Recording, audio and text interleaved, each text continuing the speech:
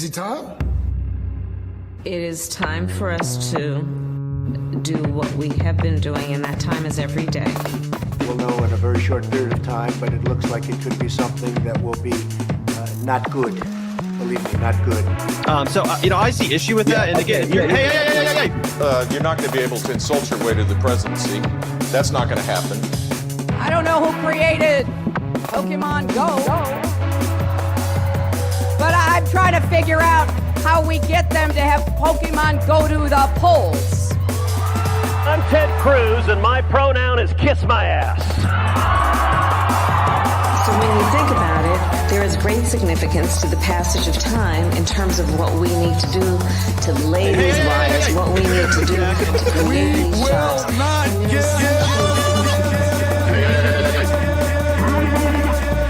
America is a nation that can be defined in a single word. I was going to foot. Not good. Believe me, not good.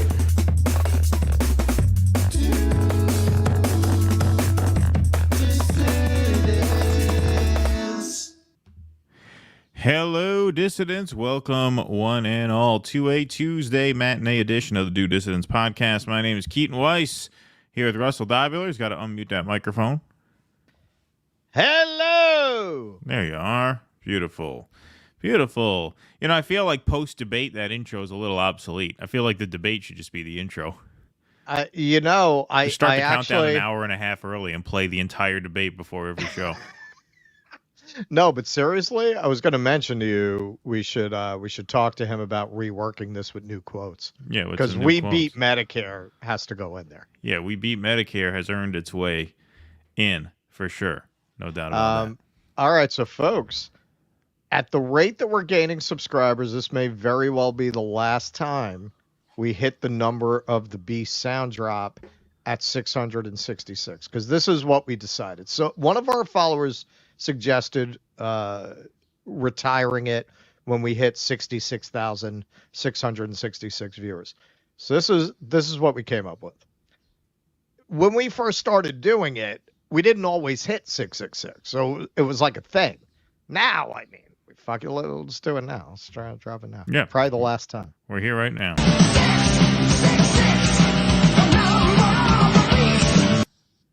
All right, so we're going to make it 66. In a moment, we're at 677 on Rumble as well. So there you go. Left hand.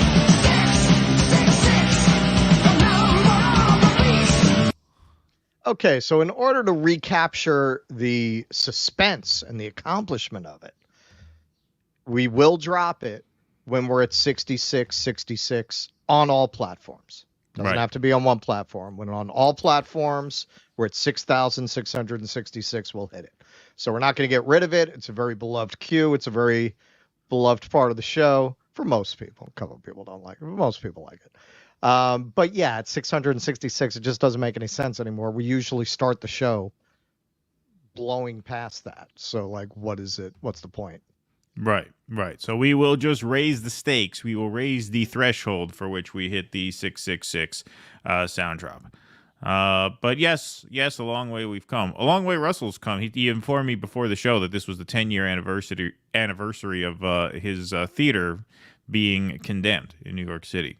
That was the last theater I ever owned. It was 10 years ago today, as you can see, July 2nd, 2014, that the building was condemned. Now, the building getting condemned was not a shock to me because I got it condemned. What happened... Okay, this was, you can't make this up, but briefly, this was a Pentecostal church where on the second floor, a retired black carpenter who dreamt of owning his own black box theater had built this place with his own hands. Now, I noticed it because it was around the corner and I needed some rehearsal space. I rented it. He asked me to come in as a partner because he didn't have any real business sense and everybody was ripping him off, basically. So we became partners on this for a few years. Eventually, they ousted the old pastor who had been very supportive of the theater, and the new ones wanted to quadruple the rent on it. Now, our deal with the previous people was because my partner had those carpentry skills, we were fixing the building, which was fucking dangerous, man. Like the roof beams were literally coming in like this. So we were paying low rent in exchange for bringing the building up to code. Like it was really hazardous. I told them when they hit me with that increase, I was like, listen, this building is condemnable, right? No, it's not. Because my partner was like, listen, the greediest people, the most devious people are people in the church. You'll never find more devious, greedy people. They just want to get paid. They want to stick money in their pocket. And so I put that to the test. I said, listen, the money we're spending fixing the building, it will actually cost me less to pay what you want. But you have to sign a contract that you're going to fix what we were going to fix within the next 6 months, because this building's going to kill people otherwise. They said no. That showed he was right. It was about the money. Like, why wouldn't you commit to fixing it? Right.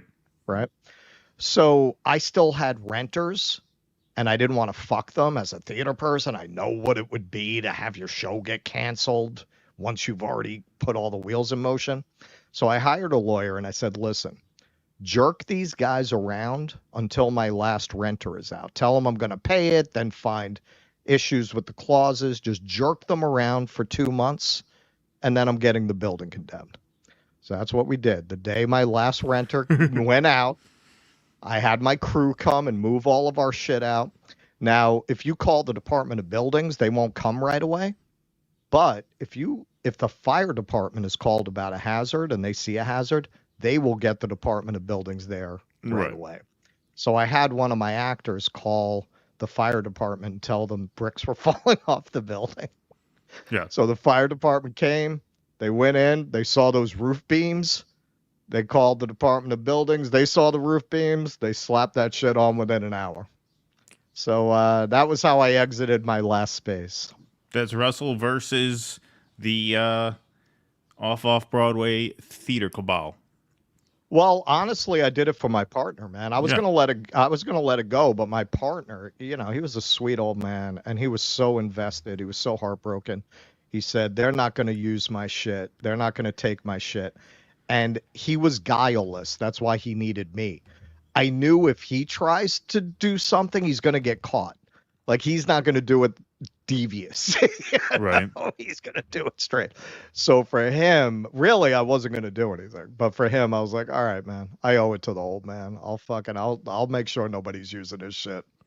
And I did. And I said, the day they put that on the door, I said, come back here in 2 years. You're going to see condos. That's exactly what's there now. Yep. I believe it. Robbie Burns, I like this idea. Why don't you just wait till you get to 666 likes? Yeah, we'll still put the likes in place. The only thing is, without Jake, I can't tell how many likes on YouTube we have. I can tell how many likes on Rumble we have. So you guys will have to inform us when we hit 66 likes, and it'll be an honor system. If you fuck us once, that's it. We never do it again. So don't lie.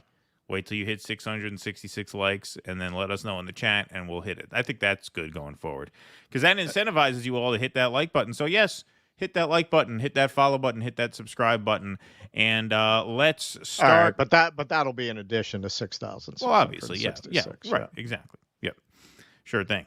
All right, let's get going with some material. Really, the news just keeps coming, folks. Really intense news cycles this past week or so. And this is, of course, one of the top stories. Supreme Court provides win to Trump, ruling he has immunity for some acts in election interference indictment.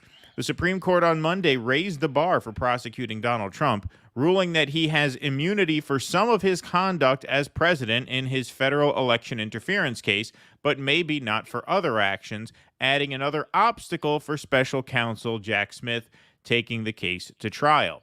In a novel and potentially consequential case on the limits of presidential power, the judge voted 6-3 along ideological lines to reject Trump's broad claim of immunity, meaning the charges related to his attempts to overturn the 2020 election results will not be dismissed, but said some actions closely related to his core duties as president are off limits to prosecutors. Big win for our Constitution and democracy. Proud to be an American, Trump said in a post in all capital letters on his social media website, Truth Social. Trump's Republican allies welcomed the ruling, while Democrats roundly condemned it, while with Senate Majority Leader Chuck Schumer saying it enables the former president to weaken our democracy by breaking the law. Chief Justice John Roberts, writing for the majority, said further proceedings are needed in lower courts to determine what conduct Trump can be prosecuted for. Among the conduct that the court determined to be core presidential powers and therefore subject to immunity are Trump's contacts with Justice Department officials. Trump is also presumptively immune from being prosecuted for his contacts with Vice President Mike Pence in the weeks leading up to the January 6th attack on the Capitol by his supporters, Roberts wrote. The indictment alleged that Trump sought to pressure the Justice Department to investigate unfounded claims of widespread election fraud as part of a plan to keep him in power, despite President Joe Biden's election victory. Trump also wanted Pence to refuse to certify the election results as part of his ceremonial role at the joint session of Congress on January 6th. Wow, coincidental timing, huh? Just kidding. That's like the old, hey, he died of, Lou Gehrig died of Lou Gehrig's disease. What a coincidence. How do you not see that coming? Yeah, that's a joke. What was that? Was a great joke. That was Dennis Leary. That was that was the Ollie G show when he was talking about how he was interviewing some priest about Christmas, and he says, Jesus was born in a barn because there were no rooms at the inn. He's like, well, of course there are no rooms at the inn. That's because it's Christmas, right? Yeah. So the president is not above the law, Roberts wrote, but Congress may not criminalize the president's conduct in carrying out the responsibilities of the executive branch under the Constitution. What that means for the case going forward remains to be seen. Trump's lawyer conceded in the oral argument in April that at least some of the allegations in the indictment concern private conduct that would not be protected by any immunity defense. Likewise, the Justice Department lawyer arguing the case for the special counsel said the prosecution could go ahead even if some official acts were protected. Smith's office declined to comment Monday on the Supreme Court's ruling. At a minimum, and this is really the key takeaway, there will be further proceedings before U.S. District Judge Tanya Chutkan to determine what, if any, of the other conduct alleged in the indictment is protected. Among the acts she will review to determine if they are subject to immunity are Trump's contacts with people outside of the federal government, including state election officials such as Georgia's Secretary of State Brad Raffensperger, whom Trump pressured to reject results showing Biden victories. That was the famous find me 11,000 votes or whatever it was. Prosecutors will also have a chance to rebut the suggestion that Trump's contacts with Pence are protected.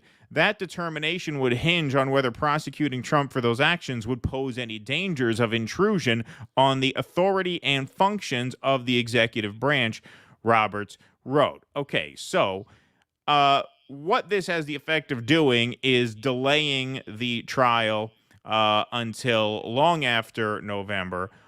Which is, of course, a big win for Trump. Even though he asked for everything to be dismissed, he claimed this sort of broad immunity that they, in a very technical sense, I guess, rejected.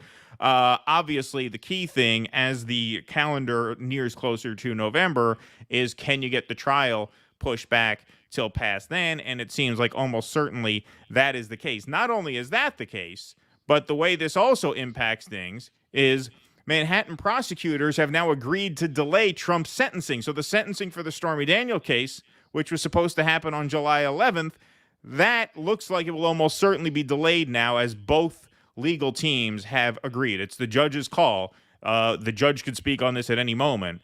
But as of now, Manhattan prosecutors on Tuesday agreed with Donald Trump's request to postpone his criminal sentencing so that the judge overseeing the case could weigh whether a recent U.S. Supreme Court ruling might imperil his conviction, new court filings show. Russell seemed very surprised. Did I forget to share that with you? I thought you read the slideshow before.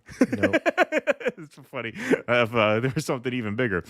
It is up to the judge to determine whether to postpone the sentencing, though with both sides in agreement, a delay seemed likely. The judge, Juan Marchand, could rule as soon as Tuesday, which is, of course, today. A delay would represent a surprising setback for the case, which led to the first conviction of an American president. The sentencing was likely to be the only moment of criminal accountability for the twice impeached and four-time indicted former president whose other cases are mired in delay. So Yeah, big W for Trump here. Whether he got full immunity is not really the point. The point is now he has pushed this past November to the point where if he somehow manages to beat the doddering old fool Joe Biden, which now, according to Nate Very Silver, unlikely. what is it, over 70% now? Then he could pretty much just cancel all these cases. I am a dissident. Yeah, exactly. Yeah. So Fan basically, of between the show- so lawfare, I mean, as a dissident, he might give us the first post-election interview. that's true. It's He might. possible. He might. Listen, I don't believe Trump is the Antichrist, but if he were, this is how his legal cases would play out. Yes. You can never get a hold of this slippery bastard. Well, it's just and hey, I'm not saying they should have brought the fucking the porn star case. I'm not saying that, and I'm not saying the prosecution is not selective. It is in some of the cases, not all of them. But yeah, man, you can't lay a glove on this guy. I mean, it is incredible. It's very Roadrunner, Wile E. Coyote. They are always constructing these very elaborate Acme traps, and he just he just runs right past it. Oh, 100%. It never works out for them. It's amazing because with this many powerful enemies, you would think they'd nail him on something, but he always gets away. And yeah, rightly sometimes, wrongly at other times, but given the forces arrayed against him, it is just kind of incredible that he keeps skating by. Yeah, no, for sure. Can you lower your monitor a little bit? Some people are saying there's an echo, and I heard a little bit too. I think I might have been on my end, but just in case, if you just lower your monitor a tad, that should get rid of it. Thanks. But yeah, no, I mean, you're right. I mean, he does have the devil's luck. Nobody can deny that. But this is also, an unprecedented ruling. I mean, everybody's hair is on fire over this now, saying this gives the president the ability to get away with whatever he wants. Okay, well, there's a few things that are at play here.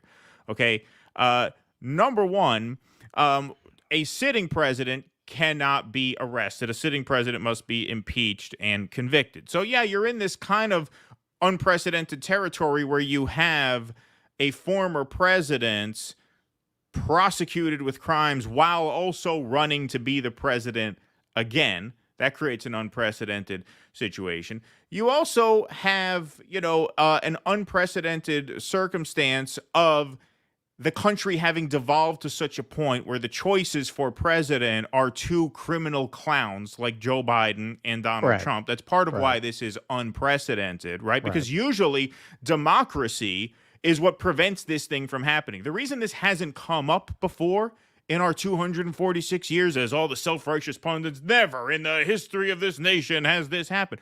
Well, that's because you hadn't completely sold the country to corporations and made life so unlivable for so many people that they lash out and elect a Donald Trump type. Like this is when we talk about imperial decline, this is a symptom of it right now. And the third thing I would say is that we've also never had a president or any political figure, not even Nixon, who everybody has had the knives out for in this way. Like, we have not had a president that everyone left of Mitt Romney in the country has been dead set on prosecuting. So, of course, you're going to take a lot of shots, which is going to open up these kinds of cases. And, of course, you're going to miss way more often than you hit because, yes, the president is a privileged position. It is a privileged position because it is the only person in the country, he and the vice president, who the country has made a collective investment in. So that's where that privilege comes from. So is this a little scary? I mean, I guess so, in the sense that they are basically giving him a license to declare anything official that he wants. And at that point, it's an argument, right? At that point, you have to prove. It creates one more hurdle, right? Like if he kills somebody, well, was I killing someone as Donald Trump or as President Donald J. Trump, right? Was it an official act in service of my aims as the chief executive of the United States? Or was that off the record? That was just the Donnie Trump murder, right? Like, yes, it creates an extra barrier. Democracy is supposed to prevent this from happening because no one who you'd have to worry about this with should ascend to this level of power. But they have. And in the past, they have as well. But it's the kind of criminal who the establishment is okay with, so they don't go after him as much, so these questions don't come up. Well, this is what I was going to say. If you were to apply any meaningful standard of law, all of our presidents are criminals. It Right. comes with the gig. Of course. Right? If you're running the American empire, this ain't Norway. The Right, shit right. that we sanction and do is illegal under both international law and our own codes of law. So everyone would be prosecutable. This isn't just a bailout for Trump. This is a side of it that the melting down liberal take isn't taken into account. You're also protecting Obama. You're protecting Biden, because without this ruling, I would have almost guaranteed you that they would have tried to prosecute him when he got out of office. Yeah. This creates obviously a hurdle to that. Now it doesn't prevent it. You just have to prove in Although court you that could the still act was go not an after official Biden act. because some of what he's accused of are from when he's out of office. Exactly, and it wouldn't fall under. Well, an and actually, official as a vice duty of the president, yeah, because a lot of that is also when he was vice president with the Ukraine and Burisma. So actually, no, Biden's not in the clear. I take that back. But Obama is for drone striking American citizens. Yeah, well, this is what I mean. Like this is what I was saying. Like Trump is not the first criminal president. He's the first criminal president who the establishment wanted to be deemed officially a criminal president. Yes. Right. And so that's why this went to court, because of a lawfare campaign. And that's why this ruling was handed down. You don't think if they prosecuted George W. Bush for torture, he'd have argued the exact same thing? Well, I have immunity as the president. Right. That's an executive decision that is, mine to make as the commander in chief. He'd have argued the same thing if you tried him. You didn't try him because torture is not a grave crime against the empire, whereas apparently paying a porn star $100,000 to suck your dick and then filing the paperwork the wrong way is. Right? So that's why this hasn't happened before. But speaking of the meltdown liberal takes, here's one. Hey, if we really think this is a flaw in the Constitution, and I don't really feel this was wrongly ruled in terms of the Constitution. Well, we have a mechanism for amendments. Right. Because hey, and you might say, well, you'll never get that kind of unanimity of opinion. That's why we can't get gun reform and reform the Second Amendment. This impacts both Republicans and Democrats in ways they're not going to like. Sure, all the Trump fans are crowing right now, but again, this immunizes Obama.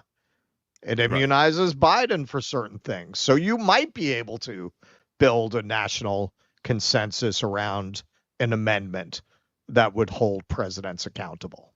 I also have to correct myself. Trump didn't pay her $100,000 to suck his dick. She did that for free. He had to pay her to be quiet about it once it became a liability for him. I have to correct the record on that. Yeah, yes. I spoke too quickly. But speaking of meltdown lib takes over this, here's Rachel Maddow. You can expect, man, what a rough week. What a rough batch of headlines for MSNBC. Between the debate and that, they are freaking out. All you're hearing, earlier this they're year, probably selling a lot of Xanax. I hope they're running Xanax ads on MSNBC. They're already on Xanax. Yeah. It's a cliche, but just about every serious lib I know is on some kind of anti-anxiety medication.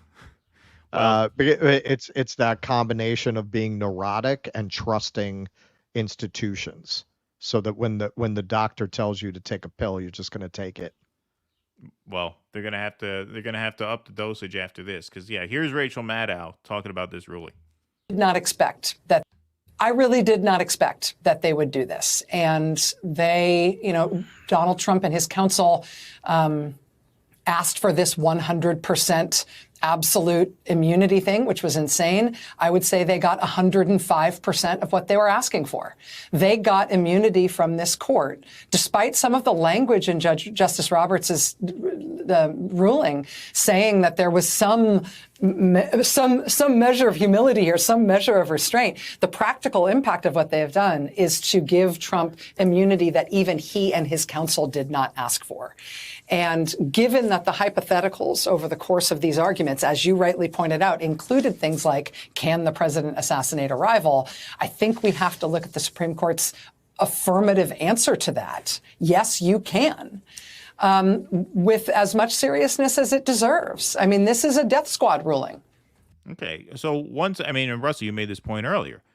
Death squad ruling. If you had prosecuted George Bush for torture, he'd have made the same argument. If you'd have prosecuted Barack Obama for drone striking American citizens, he'd have made this same argument. Yeah, when you're a president, you're in the death squad business. That's the gig, right? And that's why the power structures in and around the president have shown some restraint in the past, because once you criminalize the job, then who are you going to get to Who's do the going to job? want it? Who's going to want it? Right. Exactly. That's like places where a lot of activists want to remove limited immunity for police, which a lot of jurisdictions have. I believe New York has that, and New York will also, if you get prosecuted, the PBA will also pay for your legal defense here. In jurisdictions where they get rid of that, it's very hard to get people to be cops. Like, why would you be a cop if anyone could sue you? Yeah. Like, whether you deserve it or don't deserve it, someone's going to sue you. Right. Of course. And so, same thing here. But, so look, the shock around this ruling is shock that would have arrived very soon. I mean, it's not, to me, what's shocking about it? These same people in 2016 gloated, because remember, their nominee in 2016 was under investigation, under possible indictment, until Comey said no. And then the Comey letter dropped in October. Right. And he said he was going to reopen things. And for a while there, it looked like she might be indicted anyway, or she might be investigated and indicted after she wins. And what was the response I got most often when I argued with the libs over this? You can't arrest the sitting president. You have to impeach the sitting president, and then they have to find her guilty. And the Republicans will never do that because they don't have the support. And so this is dead in the water. Like, they always hide behind this. Yes, you're the president. You're the president. Like the president is a privileged position. Yes. Is that a shocking thing? Is this a shocking development? I don't think so. It looks that way now because this is the first time it has come to this. Well, and a lot of people are referencing the probably the most famous clip to come out of the Nixon Frost interviews. It's not a crime when the president does it. Now in the end, Nixon was a lawyer and he was no dummy. That has often been cited as an example of Nixon's criminality, and venal nature. But he was basically arguing what this court just decided, that presidents do enjoy a certain immunity for their actions. Now, this is an interesting question because Watergate was something that Nixon set into motion as part of his re-election campaign. Would that be considered a personal or an official act? Right. Because you're not supposed to use government funds for your campaign, right? So already legally, it's recognized as personal and not official if it's a campaign activity. Right. Exactly. There's something wrong with the Rumble stream. There's nothing we could do about that, but that's what it says here in our StreamYard. And I know some people are saying there over on Rumble, they're having trouble. Reload. Let's see what happens over there. Doesn't look like get it together, guys. You bailed yourselves out on debate night. Yeah, there shouldn't be anything going on right now. Unless, I don't know, did Biden drop out? Is there something that would have crashed their system right now? Yeah. Let me take a minute to check that out, and we'll be right back. It's likely beyond our control. It's likely just a matter of it coming back on when it does. But I'm going to take a quick minute and check that out. But we'll be right back.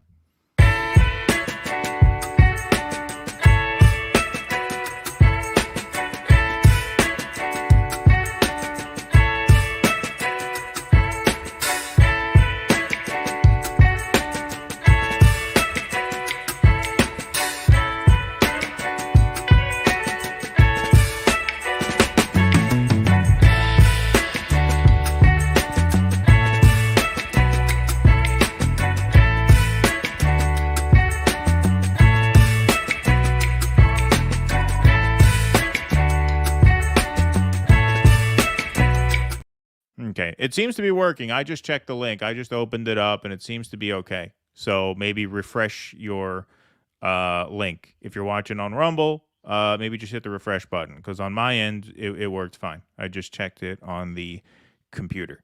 So let us know if you can see us, Rumble. But if not, just, refresh, because right now it doesn't look like it's having a problem. Looks like we're back. Yep, we're back on my end. All right, beautiful. All righty. Sorry about that interruption. All right. What do we got? We got Boeing. Oh, let's do some super chats, though. Let's do some super chats. Let's not keep the people waiting here. Let's do some Rumble rants in case Rumble crashes. We'll get them taken care of. I think Democrats are looking at this whole debate debacle all wrong. They all wanted the first woman president in 2016. Well, now they've got President Jill Biden in 2024. Yes, they have Lady Macbeth, indeed. That would you want to see lib heads melt? Do a production of Macbeth that is clearly supposed to be Joe Biden and Jill Biden. Yeah, right. Exactly. They should do that as part of the Shakespeare in the Park programming this like summer. Set it in Wilmington, Delaware. Yeah. Hey, they did that with Trump. They did Instead that of with riding Trump. on horseback, they take the Amtrak. Yeah. The scenes in the forest, he's on the train. The witches are on the train in the Amtrak. Yeah. They did it. Yeah, they're in the dining car. They did it with Julius Caesar, where they made Caesar Trump. They did that. Yeah. Shakespeare in the Park did that. So flip it. Yeah. And that but they never would, and that's the problem. No, they never would. Do you condemn the theater building, says Nocturnal Human. Appreciate that. If we were on a criminal president, how about Bill Cosby, Bazoom Bop with the executive pudding pop? There you go. Thanks, Kenman G. Appreciate that. They even brought back Russian secret microwave sonic weapon used on Biden debate night. Thank you, Biden. Yes. Let's see what we got over here. Do you think Macron's wife is hung like Lemuel? Yeah, apparently Candace Owens is convinced that she was born a man. She got into that on the Jimmy interview. Yeah. Why? I don't know. I didn't quite follow it, to be honest, but entertaining theory. Le Pen is mightier than Macron. Yes, thank you. Mooney, thank you pretty much. Thank you for that. Eric Husso, thanks for the 10,000 Maniac song. Yeah, that would be a good goal. That's an aspiration. That's an idea. Yes. Trump, I have the best immunity. Thank you, Eric, and thank you, Tim Canterbury. Appreciate that. For the €10. All right, let's check on our friends at Boeing. Let's get a proof of life over there on Rumble. How's everybody doing over there? I just want, all right, we're back. People seem to be seeing us again. All right, cool. All right, you're up next, my friend. We got some news at Boeing. The Justice Department is not sleeping. The Justice Department is not sleeping. They are undeterred by SCOTUS's ruling against Trump. They're like, you know what? If we can't get Trump, we'll get Boeing, kind of. Maybe not really. What's the deal? I'm leaving on a jet plane. Our continuing series of scaring the shit out of flyers. And hey, I would probably feel worse about this if I were not going to be flying more than any of you. So I am right there with you, and even more so because I'm looking at Southeast Asia and China next year. And if you're going to do that kind of trip, it's almost impossible to avoid flying on any Boeings. It's pretty much impossible. Like, they're just so widely distributed throughout airlines throughout the world. So just going to have to, I don't know. I don't know what saint you use for praying that your plane doesn't go down. I'm going to have to talk to a Catholic about which medallion to wear around my neck for these flights. Yeah. DOJ to present Boeing with plea deal that families of 2018-2019 crash victims say falls short. The Department of Justice is preparing to present the Boeing company a plea deal that would again allow the aerospace giant to avoid a trial over an alleged conspiracy to defraud the United States, according to attorneys for families of victims of two fatal Boeing 737 MAX crashes who were briefed on the department's plan Sunday afternoon. Under the proposed deal, Boeing would be required to enter a guilty plea to the conspiracy charge, which was first filed January 2021, for allegedly misleading the FAA during its evaluation of the Boeing 737 MAX aircraft. The company must also agree to the appointment of an external corporate monitor, pay a fine of about $200 million, otherwise known in the business as lunch money, and remain on probation for 3 years, according to lawyers for the families. During the briefing with the DOJ, family members of the crash victims expressed dissatisfaction with the proposal, according to attorneys representing the families. They contend that the deal contains no accountability and no admission that Boeing's alleged conspiracy caused the deaths of 346 people who were killed in the two MAX crashes in 2018 and 2019. The victims' families have been pushing DOJ to take the company to trial and to impose fines upwards of $20 billion. Just briefly, for anyone who's not familiar, if you've ever seen Jaws, that's Dennis Muhlenberg is the mayor in Amity. They knew these planes were not safe, and they let people fly on them anyway, even after they crashed. Forget about bringing Boeing to trial. I'm not a lawyer. I don't know what the rules are. I do know that in cases of extreme criminality, the corporate shield that protects executives from personal liability can be pierced.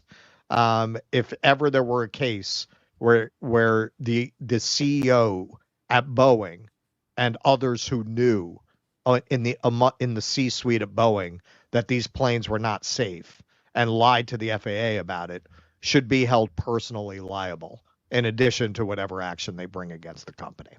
Yeah, that guy's going to have to run for president, get some of that. He's going to have to run for president to get that immunity. Well, no, hey, it was an official act. If you're a CEO, you do have this immunization from liability, but prosecutors can pierce it. Again, I'm not a lawyer. I don't know what the requirement is, but it seems to me if this is not a case where they're personally liable, what would be? Right. What would be? They put a plane in the air they knew wasn't safe and lied to the regulators about it to get it cleared. Right. And then kept flying it after the first one crashed. If that does not make you criminally liable, what would? Right. Quote, the Justice Department is preparing to offer to Boeing another sweetheart plea deal, wrote attorneys Robert Clifford and Paul Cassell in a statement. The deal will not acknowledge in any way that Boeing's crime killed 346 people. It also appears to rest on the idea that Boeing did not harm any victim. The families will strenuously object to this plea deal. Judge Reed O'Connor of the Northern District of Texas will have to decide whether this no accountability deal is in the public interest. Indeed, he will have to decide whether to approve an agreement that ties his hands at sentencing and prevents him from imposing any additional punishment or remedial measures. The memory of 346 innocents killed by Boeing demands more justice than this. Amen. Amen. I take a couple drinks, get in a car right now, kill somebody. I'm going to jail for manslaughter. Yep. I have a friend who went to jail for manslaughter for that. These motherfuckers walk around free. According to the statement from Clifford and Cassell, quote, Glenn Leon, chief of the fraud section of the criminal division at the U.S. DOJ, told the group on the call that the DOJ hasn't shared the new plea agreement with Boeing, but would do so later Sunday. Leon admitted there is a strong interest by the families to go to trial, but he repeatedly said that the DOJ couldn't prove charges by a reasonable doubt. Families argued over and over for a trial and to allow a jury to make that decision, the statement said. And I think they're right. I don't think you could find a jury in the country that would not find them guilty, because I've seen the emails. There is an email, so-called, to use a figure of speech, paper trail, of them discussing the reality of the computer system. Oh yeah. There's a lot of hard evidence. This is easier than like the Sackler case, and that's an easy case, and this is even easier than that. Right. The idea that a jury would not find them guilty with the evidence that's available, bullshit. They just don't want to do it. Mark Lindquist, another attorney for crash victims' families, told ABC News that Boeing will be given until the July 7th deadline to accept the deal. If Boeing rejects the terms, the DOJ will pursue prosecution. Quote, the company would be absolutely brutalized in a highly public trial, Lindquist said. Boeing has way too much dirty laundry to risk the bright spotlight of a trial. The Department of Justice and Boeing declined to comment. Clifford and Cassell told the DOJ that the victims' families, quote, will be traveling from around the world to go to the next hearing before Judge O'Connor in Texas to fight this.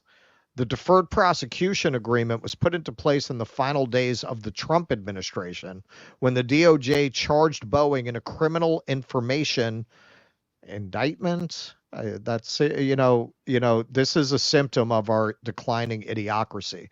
You did not used to see as many mistakes in establishment in press as you do now. Yeah. With one count of conspiracy to defraud the U.S. for allegedly misleading the FAA during the agency's evaluation of the new Boeing 737 MAX aircraft. Over 300 people died in the two MAX crashes, the first in Indonesia in October 2018 and the second 5 months later in Ethiopia. Just on a side note, part of what's really disgusting about this is they blamed the pilots with a kind of racist undertone that, well, those pilots from Indonesia. Yeah. This is where people get this DEI shit from. This is where they get that. This is where they latch on to that, right? They try and make this, somehow about that instead of very, very obviously what this is. Right. It's because it's that. Well, that's what they always do. They just, it's the same thing as with the minimum wage. They don't want to tell you that General Mills, one of the main players in our food supply, increased prices 20%, even as they were making billions, even as they were making record profits. They want to blame the fast food workers for the skyrocketing prices, right? And then get people really angry. God damn it, these fast food workers, and they'll never talk about what's happening at the top. They'll never talk about what's all the way upstream. They only want to talk about what's downstream among people with no money and no power. And that's by design. It's the same thing with this. You want to talk about these DEI programs? God knows I'm no fan of those. That's not what's happening here. This is a result of an industry that probably should not be subject to capitalist incentives, just like pharmaceuticals, just like medicine, just like media. But even if you believe in the invisible hand of the marketplace will create better products, even if you believe all the Adam Smith shit, even if you believe that, you have got to, if you are going to evaluate these things fairly, you have to admit there are certain things that doesn't work for, like the fire department, right? You would concede that that's an area where capitalist incentives don't work. In fact, I live in New York City where we have a real world example of that. Fire departments used to be privatized in New York City. You know what happened? Eventually, they started setting fires so they could go put them out and get paid for it. Right. Yeah, there you go. Then they said, this isn't going to work. We had private police departments, one loyal to the Democrats and one loyal to the Republicans. They used to fight each other in New York. Very much like the street gangs. You had some that were Republican and some that were Democrat. If you see Gangs of New York, Leonardo DiCaprio, that was a real gang. Dead Rabbits, they would have been supporting Tammany Hall Democrats, and Butcher Bill, they would have been Republicans. Under the terms of that agreement, the DOJ fined Boeing $243.7 million and required the company to pay $1.77 billion in compensation to its airline customers and $500 million to the victims' beneficiaries. The company was also required to disclose any allegations of fraud, cooperate with the government, and avoid committing any felony offense.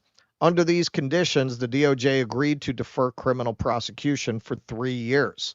But in May, 4 months after the door plug fell off Alaska Airlines Flight 1281 over Portland, Oregon, the DOJ informed Boeing that the company had failed to live up to its obligations under the DPA. It's the Deferred Prosecution Agreement. Quote, "We believe that we have honored the terms of that agreement and look forward to the opportunity to respond to the department on this issue," the company said in a statement in May. In a written statement, Javier de Luis, who lost his sister in the 2019 crash, called the deal inadequate. Quote, "The issue is not whether there should be trial versus a plea deal. The issue is that the penalties being proposed by the DOJ are totally inadequate, both from the perspective of accountability for the crimes committed and from the perspective of acting in the public interest by ensuring a change in Boeing's behavior. The penalties proposed here are essentially the same as those proposed under the previous DPA, which, as Alaska Air demonstrated, did nothing to increase the safety of the flying public." Exactly. Why are you going to offer them basically exactly the same deal when it didn't take the first time? And this is where a lot of the discussion around this is, do they just consider Boeing too big to prosecute, which clearly is the case. Clearly, that's what it is.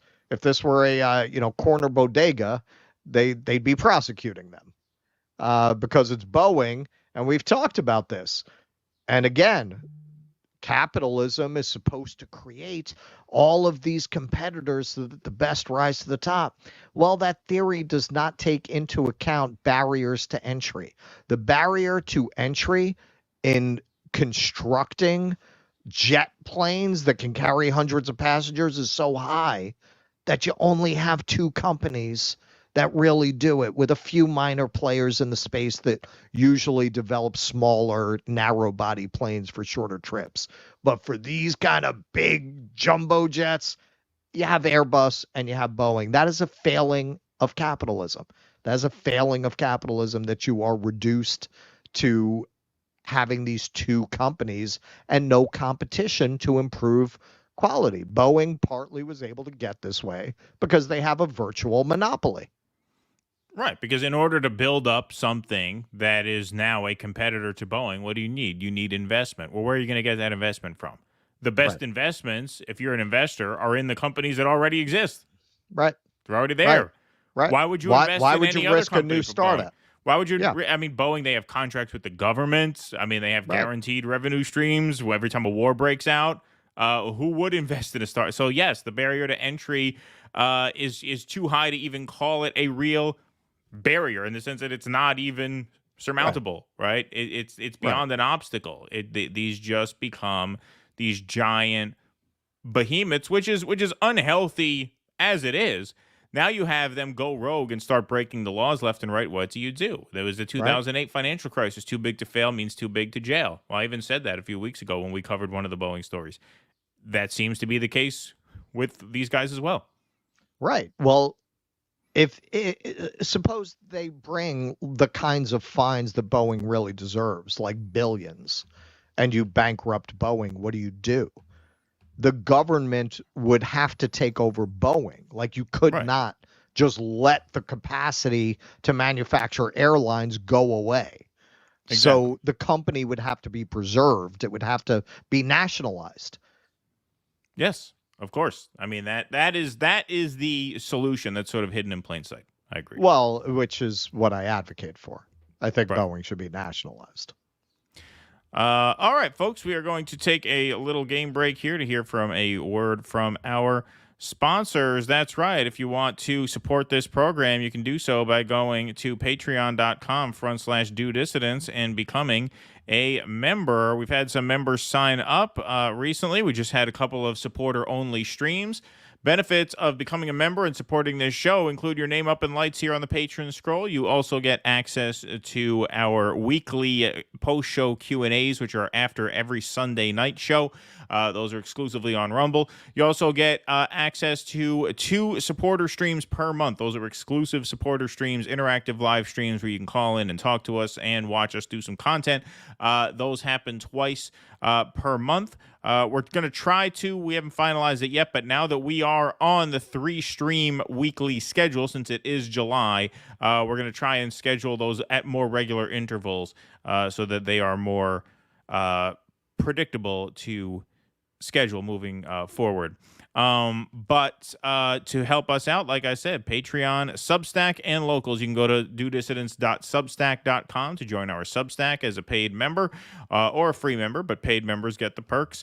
And same applies for Locals, dudissidents.locals.com. If you're watching on Rumble, you can click right under the video player, that bright red join button that takes you to our Locals page. Our supporters are the backbone of the program. They help us out tremendously. So if you can sign up, it's just $5 a month. That is the best way to support this operation by far. So thank you all very much for helping us out. And I'm just going to mention, a couple of people mentioned it. Yeah, so the latest with these poor fucking astronauts, their return has now been delayed indefinitely. And Boeing is saying... Okay, the guy who asked to flak, he is the biggest scumbag this side of Count Morlock, the guy who covers for Boeing. No, it's not a problem. It's not a problem. They are not stranded. We could bring them home anytime. But we're taking this opportunity to research how some of these systems work. It's just the most incredible bullshit you've ever heard. People stuck in space, and you're trying to work the press room down here. Wow, that's funny. The country boy threat. Did you get the feeling Trump was a participant in an attempted media coup in the debate? It would explain the fierce defense of Jake Tapper. What do you mean by media coup? You mean Trump? I would say that, CNN played it as down the middle as they did because they got a lot of shit for the formatting, which, we said, ironically, would end up helping Trump, not hurting him. Right. And so this is why I told you guys at the beginning, like in the pre-debate segments, when Trump would go after the media, I said, if you recall, I said, this is a mistake. I said, all Trump's got to do is execute a very simple plan and let Biden be Biden, and that's what he did. You do not have to be starting fights with the fucking moderators and all that shit. You didn't have to be doing that. Turns out he didn't have to do that. Check out the books by a bard and guitar on YouTube. The chorus would make a good sound drop. Keep doing your thing, and thank you for your work. Well, thank you for that. Appreciate that. I've heard of a bard and a guitar. I've heard of them. I've never heard that. Tim Canterbury, Joe won't drop out. Thanks for the €10. It'll be too humiliating for Kamala not to be nominated. Bribing her with another plum job won't cut it. CBC won't allow her to be treated this way, even if Michelle agrees to step in. Well, you see a lot of people now. I mean, James Clyburn said that. Look, if it's not Biden, it has to be Kamala. Chuck Todd said the same thing. Like, look, the question now for them is, well, here, you know what? I'll save that because we're about to do a segment on this. So let me save the take for the segment so I don't have to edit this like a madman. When you see Biden, well, the thing is, never mind. I'll talk about it later. You see the Democrat cope, which is only becoming more furious. This is the part I don't understand. Even if you feel Donald Trump must be defeated in Project 2025 and you don't understand what kind of a threat he is to democracy, what are we even talking about here? Why would you think this guy could win? Right. Like, what do you like? How do you even? All of this is moot. Of course. All of this is moot. It's like, yes, I don't want to vote for a rabbit, but if the alternative is Trump, we have to rally behind the rabbit. Okay, you and who else? Who else is going in a voting booth and voting for a rabbit for president? You got a fucking vegetable here. You got a vegetable. Most people are just not going to vote for him. What are you even talking about? Like, the effort to circle the wagons is wasted. If you're truly a Democrat partisan in that way, the only play here is to make such noise that the party replaces him with someone who might have a chance. And as we've discussed, nobody has a good chance at this point. But Biden has a zero chance. Right. I saw the guy with the keys who's predicted all the elections correctly except one. He's saying Biden shouldn't drop out. He hasn't made a prediction that Biden would win. Right. But he says, a bad debate performance. Okay. All right. I mean, that's you want to keep getting invited on TV. This is not a bad debate performance in any conventional sense. That's not what we're talking about. No, the forum here. is not even relevant. Even if let's say this didn't happen at a debate. Let's say this happened at the convention. Let's say it happened at a rally. Let's say it happened at a press conference. Let's say it happened in any medium where it could then be shared thousands of times over. It would have been disqualifying. The idea, he was saying debates don't matter. I agree, debates generally don't matter unless they go like that. Unless it blows up into something so much bigger than just a debate. Right. Yes. That's missing the point entirely. Right. To compare it to historical precedent. There literally is no historical precedent for this. That's true. Yes, indeed. All right, let's go. We'll take a couple of these here. Jeff Rowe, 71. Thanks for the $2. I would see that play. Love it, but Joe should be in trouble for abuse. Thank you. Hirschma, severe injuries on an Air Europa flight yesterday due to turbulence, which is supposedly more severe due to climate change. Have Airbus passengers suffered similar casualties? I mean, as far as turbulence, that could happen to any model plane. That doesn't have to do with the type of plane. I mean, there have been things with Airbus, but not like Boeing. Not like Boeing, where you're hearing 2 or 3 incidents a week like that. All right, folks, this is a quick one. We've been covering Morning Joe pretty thoroughly these past 6-7 months just because they've gotten so funny. And we did a segment just on Sunday where we contrasted Joe Scarborough's, I'm going to tell you the truth, and F you if you can't handle it. This version of Biden is the best Biden ever. See, I have it in my brain now. I don't even need to watch the video anymore. I have it memorized. That's how many times we've seen that. And then, obviously, he sang a much different tune on the Friday morning after the debate, essentially calling for Joe Biden to drop out. Mika, his wife, gave him a little pushback on that. And yesterday morning, you'd think maybe they would reconcile, maybe they would talk about this more, but turns out Joe was not there. Joe Scarborough is on vacation. A pre-planned vacation, according to Mika. Let's see. Interesting. Now, our Joe, is off this morning on a planned vacation. On Friday's show, I should clarify, Joe said it may be time. That's very credible. Yes. He planned a vacation without you. Without you. You're his wife. What do you mean? Without it was you. A planned vacation. He planned in advance to ditch you and let you carry the show. Nobody heard of this vacation. Right? Yeah. On Friday, he didn't say, hey, I'll be off next week. I had these plans. And they always do that. They always do that. From back in my corporate media days, I remember that. They would warn you in advance when they were going on vacation. He decides, a spontaneous vacation without his wife that just so happens to take place a couple days after they have this disagreement over whether or not Joe Biden should stay in. Not only are they disagreeing about that, but Joe has such egg on his face because he was the guy who most loudly and obnoxiously shamed everyone who doubted Biden was up to this campaign. F you if you can't handle the truth. F you if you can't handle the truth, which we talked about this offline. Just strategically, you're a paid propagandist, right? Didn't you think that was going to come back to bite you? Right. That didn't occur to you? Like, did you really think they were just going to keep being able to cover up that he's demented? And there's no way they didn't know. They're too connected. Of course. Well, according to Carl Bernstein, a lot of people knew, and we're going to get to that next. But let's hear Mika. Now, our Joe, is off this morning on a planned vacation. On Friday's show, I should clarify, Joe said it may be time for Biden to consider stepping aside. He also said we should wait a few days to see. I want to clarify. It may be time for him to consider. It may be time for him to consider stepping down. Joe wasn't saying he should step down. So he said maybe think about stepping down, right? How he responds. We're shoulder to shoulder on that. I do agree. Joe Biden has work to do. He has to do better. His team has to do a lot better. I'm just not ready, though. I just can't. To count Joe Biden out. Not even close. Just as Joe and I were stunned by the president's poor performance on the debate stage, we've also been surprised by the level of animosity toward Donald Trump from people who once supported him. The debate acted as a wake-up call that was a loss for Joe Biden, no question, but not a win for Trump. On what fucking planet did that debate cause backlash for Donald Trump? Yeah. I have not seen one take like that, and we're politics junkies. That's how we wound up in this line of work.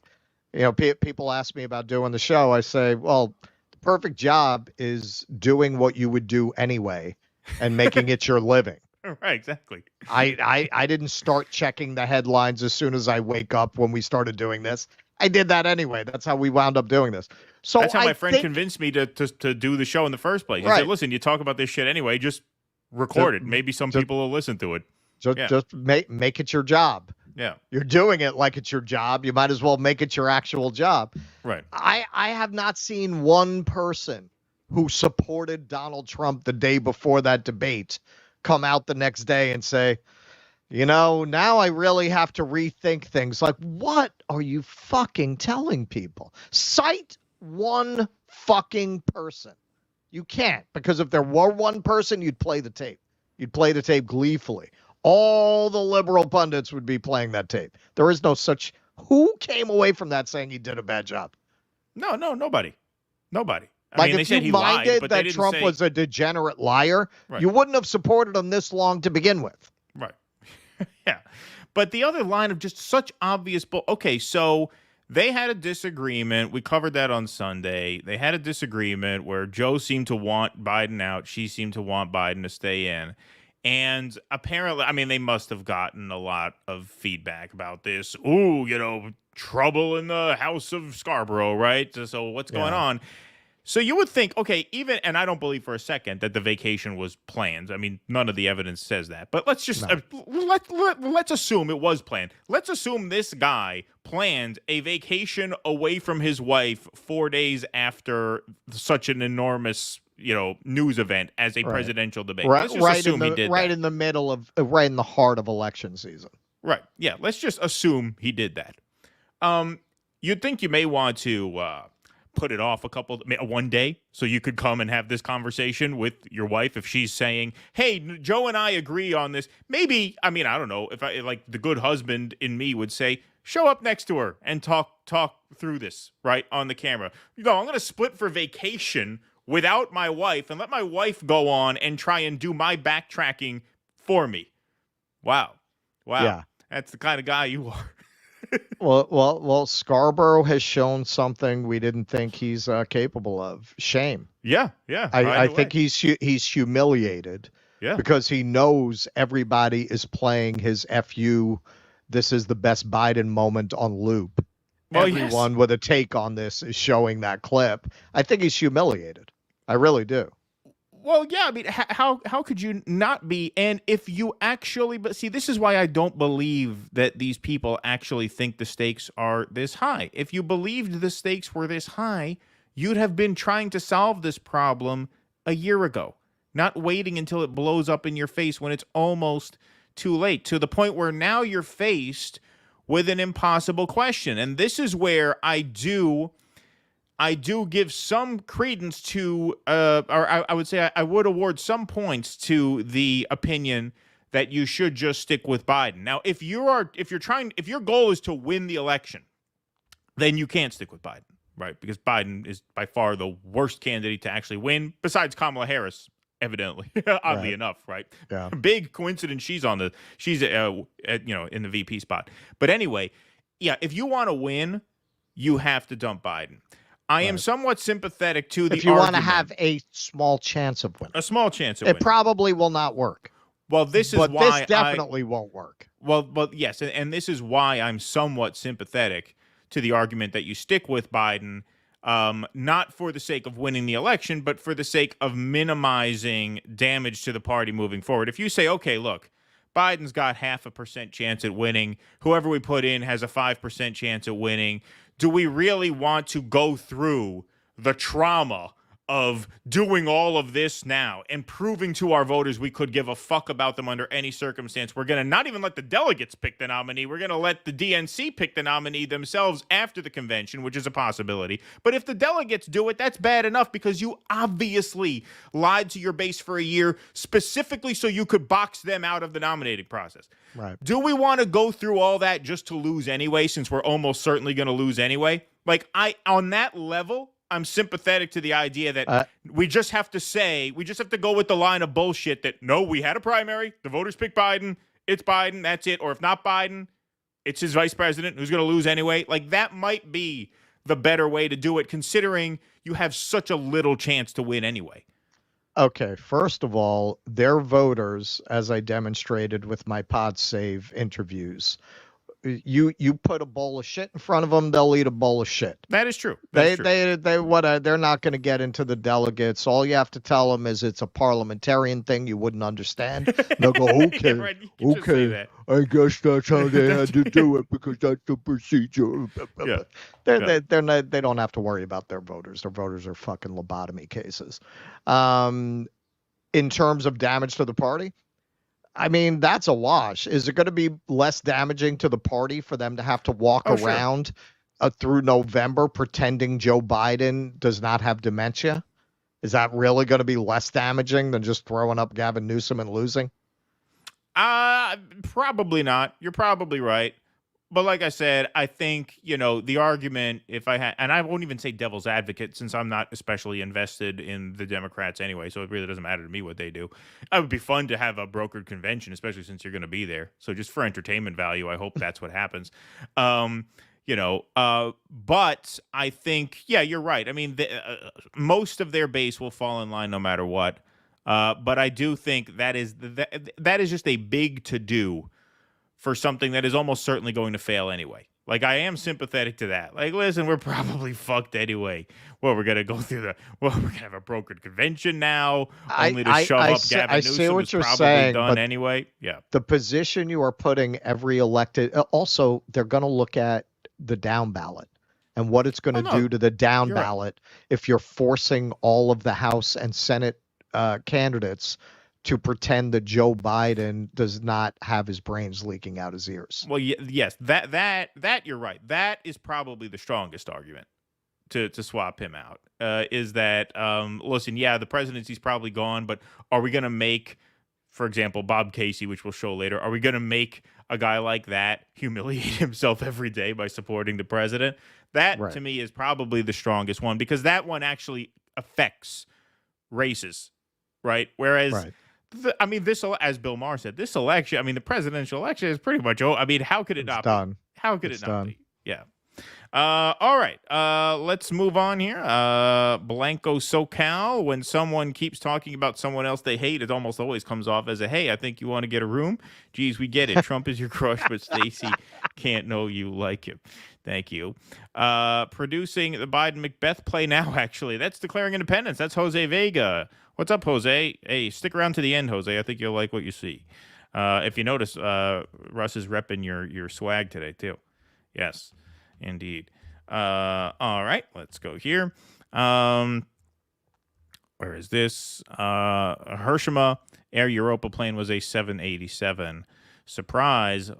Blank state. Have y'all covered NASA granting SpaceX a contract to blow up the International Space Station? You put a link to that. I couldn't see. I'll look into that. It's hard to prove liability in Boeing's case when all of the whistleblowers keep shoring themselves in the back of the head 3 times. Yeah, sure. Yeah, I see what you did there. That does complicate it. But there is a paper trail. There is a paper trail, indeed. Washington Post YouTube channel is about to show Karine Jean-Pierre press conference live. Might want to do a live reaction. Should be comedy gold. Yeah, we'll do it Thursday. We got plenty on the docket for today, but that would be comedy gold. I appreciate the suggestion. All right. Carl Bernstein went on CNN and spilled the beans on not just Joe Biden, but more importantly, spilled the beans on Biden's enablers these past year, saying there have been multiple instances of the president collapsing in front of multiple people, and why you haven't heard about this from the inside. Well, let's go to Carl Bernstein. Carl, according to the people you've been talking to, what are you hearing? Well, these are people, several of them, who are very close to President Biden, who love him, have supported him, have been among them are some people who have raised a lot of money for him. And they are adamant that what we saw the other night, the Joe Biden we saw, is not a one-off, that there have been 15, 20 occasions in the last year and a half when the president has appeared somewhat as he did in that horror show that we witnessed. And what's so significant is the people that this is coming from, and also how many people around the president are aware of such incidents, including some reporters, incidentally, who have witnessed some of them.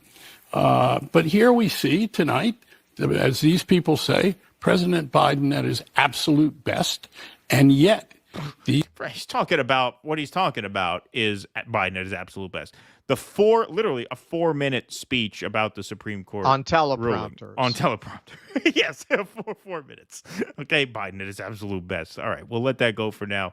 These people who have supported him, loved him, campaigned for him, see him often, say that in the last 6 months particularly, there has been a marked incidence of cognitive decline and physical infirmity. What I wonder about is the people who were, working with him at Camp David, allegedly in this intensive debate prep, if there were concerns there about this, and I don't know if you have got any word about that, but how anybody involved in that debate prep, didn't anybody see something was amiss? The debate prep was supervised by Ron Klain, who has been with President Biden for many years. And people I've talked to have all been to Ron Klain in the last year to say, we have a problem. We have a problem such as we saw the other night, that there have been numerous instances where the president has lost his train of thought, can't pick it up again. There was a fundraiser at which he started at the podium, and then he became very stiff, according to the people there, as if it were almost a kind of rigor mortis. This was reported allegedly in June of 2020. This was this was a year ago, almost exactly. A year at the ago. Old Four Seasons restaurant on Park Avenue. And he became very stiff, and a chair had to be brought for him to do the latter part of the event. I think that what these folks are saying and have been saying for a while is, yes, he's great when we see him as we have tonight, but he also has these inexplicable moments that we're very concerned about. And you, Ron Klain, and the First Family, we need to talk about this. And they've been pushed back repeatedly whenever it's been brought up. And are there your sources? Sorry. We're both trying to pause it. That's it. We don't need any more of that.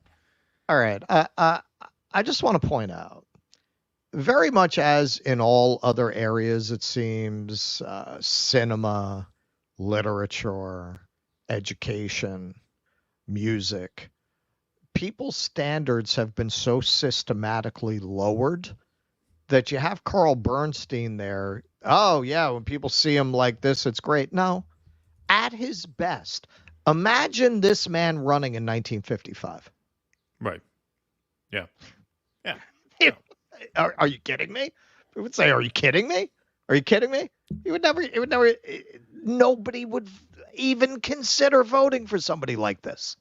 That is how low the standards have gotten. And you can see presidents, whether you like them, whether you don't like them,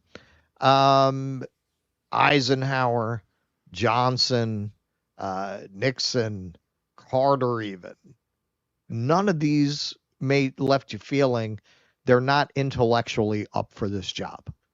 Right. Reagan was a game changer in that regard, where you have somebody, there was a remarkable mashup that somebody put together that showed Reagan doing an old commercial and cut it with his speech, and he did it exactly the same cadence, like beat for beat. He did it. That's it. He played the part of president, and over time, that's just continued, where you've had the expectations of what a president is intellectually, morally, what they represent.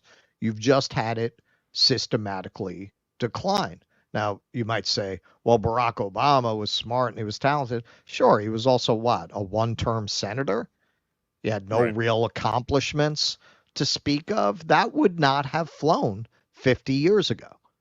Somebody like that would, maybe later down the line, once they had more of a record, you couldn't have become a president with that kind of that level of experience at one time.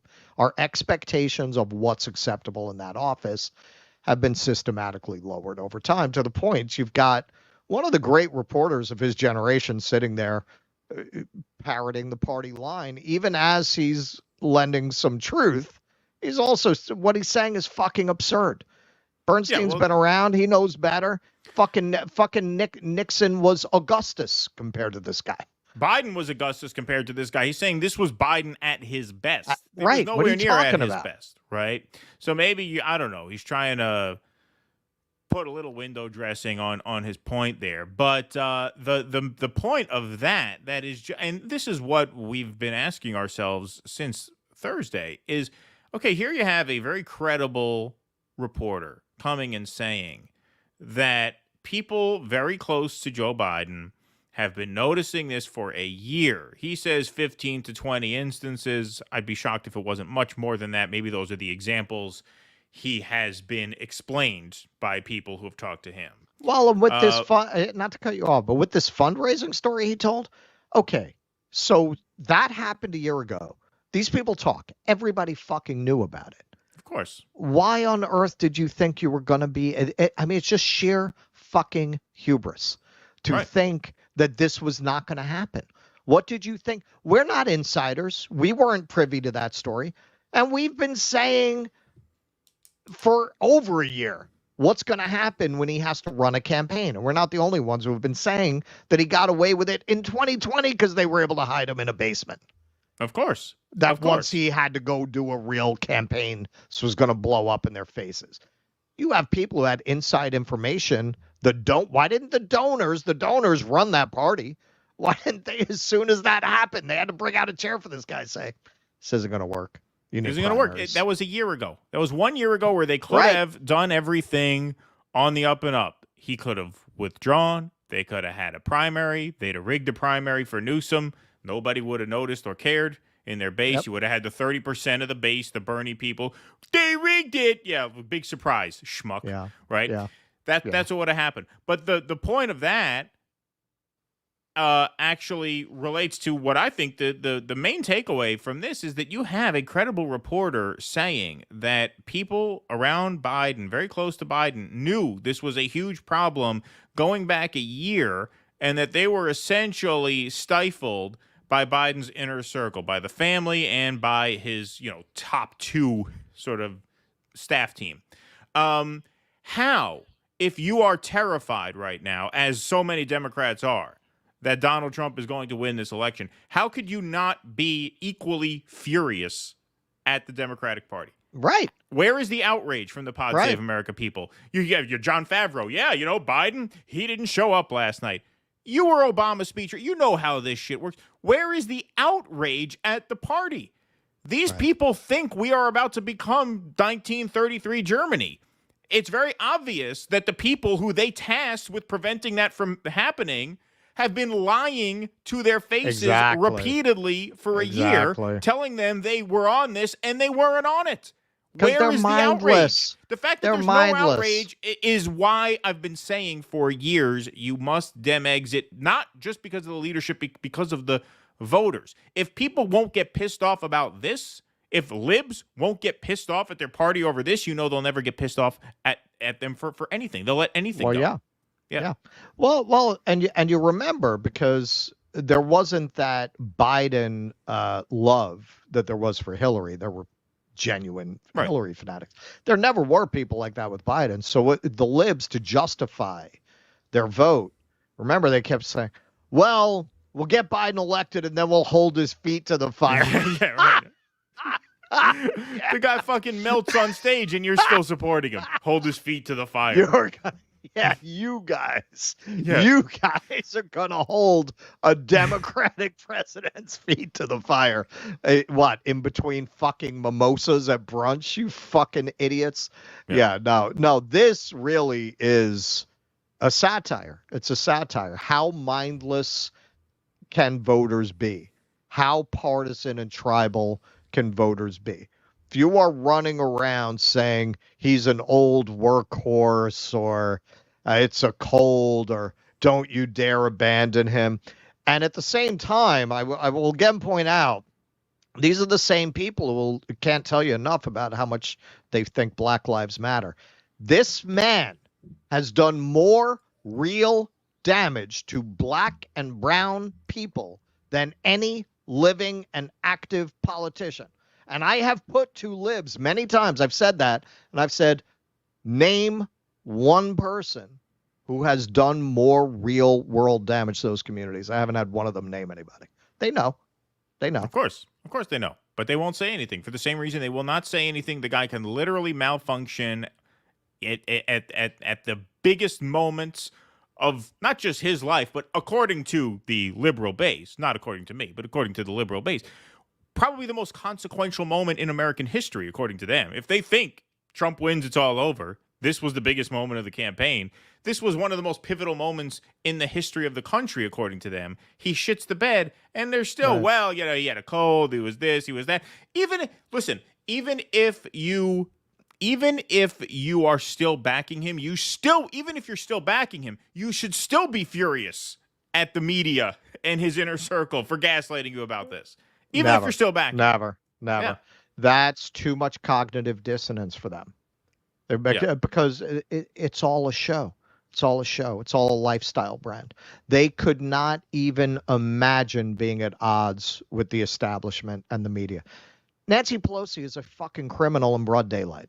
She is a fucking insider trading fucking criminal of epic proportions. And they still have this deep well of affection for Nancy Pelosi. She's a fucking criminal. But then you want to go and you want to talk about Donald Trump.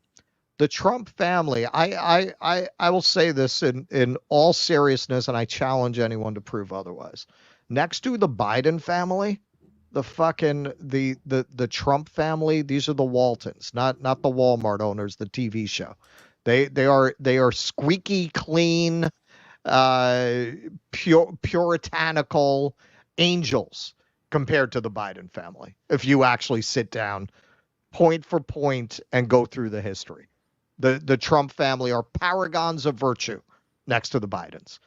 But that's the consequences too. And if you look at the real world harm. Yeah, I mean, well, the Biden family crimes start World War III. Trump's biggest crime apparently was to maybe stop World War III. Right, maybe not send Ukraine the weapons as quickly as they wanted in exchange for the prosecutor. Right? Yeah, he says very mean things on Twitter. Right. He says very mean things. He's very insulting to people. You want to talk about Trump? He's a white supremacist. Biden's not. Biden is not. Biden literally, and don't tell me, oh, it's 30 years ago. He literally opened his campaign in 2019 talking about the segregationists that he wrote the mass incarceration bills with that have devastated 2 generations of black families, bragging about the fact that they didn't call him boy. Right. So who did they call boy exactly, Joe? This is 2019. This is not 1975. He's talking like that. He doesn't talk like that now. Well, I don't know if he could put the words together, but they did some kind of negative reinforcement Skinner box conditioning on him. They hooked him up to a battery with some jumper cables, and every time he said something casually racist, they shocked him because he hasn't said one of these "you ain't black" things in a while. But you're going to support Joe Biden and talk about Donald Trump as a racist? And these are the same exact people. Yes, absolutely. Why can't we have alternatives to flying? Because airplanes burn more oil than diesel trains. This is why the U.S. don't have high-speed rail or transit. Thanks. I mean, domestically, obviously, you can't make an argument for that if you're going to Asia. That's true. Use 3344 by Steve Wick, I wrote. That's a good idea, Steve Wick. Oh, by the way, we are at 22:22. Yeah, we're not. Yeah, that's the combined audience, Twitter and YouTube. So thank you all for helping us hit that. 1701 over in the Rumble chat. I see Rumble's clicking again. So thank you guys all for being here. Let's see here. Let's see here. My dream nominee is that they install Queen Hillary as the nominee, and polls all show she's going to win, and then she loses because, I don't know, Uzbekistan interferes in the election. Yes, that is a possibility, His Highness. Let's see here. Biden was treated for 2 brain aneurysms in 1988, one which had ruptured. That's brain-damaging ailment with long-term cognitive after effects. He's likely been impaired for decades. Thank you, Hirschman. Yeah, that is tough to survive. Ellen Jimerson, thank you, Ellen. Your point is well taken, Keaton, but Clinton, 3 and 10-year bars, NAFTA, and Obama did more damage to undocumented people than Biden. I'm just talking about in terms of, like, their actual crimes, like what you would charge them with. Right. Like, yes. Yeah. But yes, you are right about that. For sure. Stoop sign, holy crap, they're going to have this vacation where Joe goes off to live with a nice family. He'll have plenty of room to run and play with plenty of milk bones, too. Thank you, Stoop sign. Okay, I'm going to name a really obscure movie that this keeps reminding me of. It was a really creepy kind of suspense movie called Baby, where this woman's husband was brain damaged, and she winds up taking care of him like a baby, and then she wants like a mentally challenged person to live with them so that he'll have a playmate. It was a really sick movie. It was really twisted and disturbing. That's what Jill Biden's relationship with Joe Biden keeps reminding me of. She keeps reminding me of the woman who wants to infantilize and take care of her brain damaged husband. Yeah, I never heard of that one. It's called Baby. Yeah. I would love to see that now. I bet it's still very, very disturbing. It sounds like it. Joe and Mika, says P. Walker, thanks for the $5. They're connected, but just not to reality. Yes, thank you. Shinabilly, my lib teacher friend said the reason Dems are going to lose is because they hold their own accountable. Zero self-awareness. I'm consistently astonished. Yeah, no, it's the complete opposite. Absolute complete opposite. Wow. We're going to lose because we hold our own accountable. Yeah, right? No, that's a pretty typical kind of lib thing. Yeah. See what we did to Al Franken? Franken? To do. Yeah. Meanwhile, Bill Clinton's still a party member in good standing. I guess you forgot about that, right? Well, yeah, because he's too big to fail. But yeah, no, I mean, Jamie Raskin just said, hey, there's a lot of conversation and debate within the Democratic Party now about where we go from here, as opposed to the Republicans who were united behind Trump after he was found guilty on 34 counts. Yeah, they pull that shit a lot, right? Alrighty. So let's move on here. What do we got next? Oh, Russell, this is yours. All right. So this is a follow-up segment. So we knew that the Biden family was meeting at Camp David to decide what the best way forward was. And we have some more reporting on that and more. All right. So they had a little meeting, just the Bidens and Annie Leibovitz, apparently, which we'll get to. Privately discussed the way forward. Members of Joe Biden's family privately trashed his top campaign advisors at Camp David this weekend, blaming them for the president's flop in Thursday's debate and urging Biden to fire or demote people in his political high command. Now you're really into aristocracy, where you've got demented aristocrats taking it out on the servants. There is no immediate expectation that Biden will follow through on that advice, according to 3 people briefed on the family conversations, but not directly involved. Several nursing home workers were quoted as saying, when someone gets Alzheimer's and they were an asshole before, they just become a bigger asshole.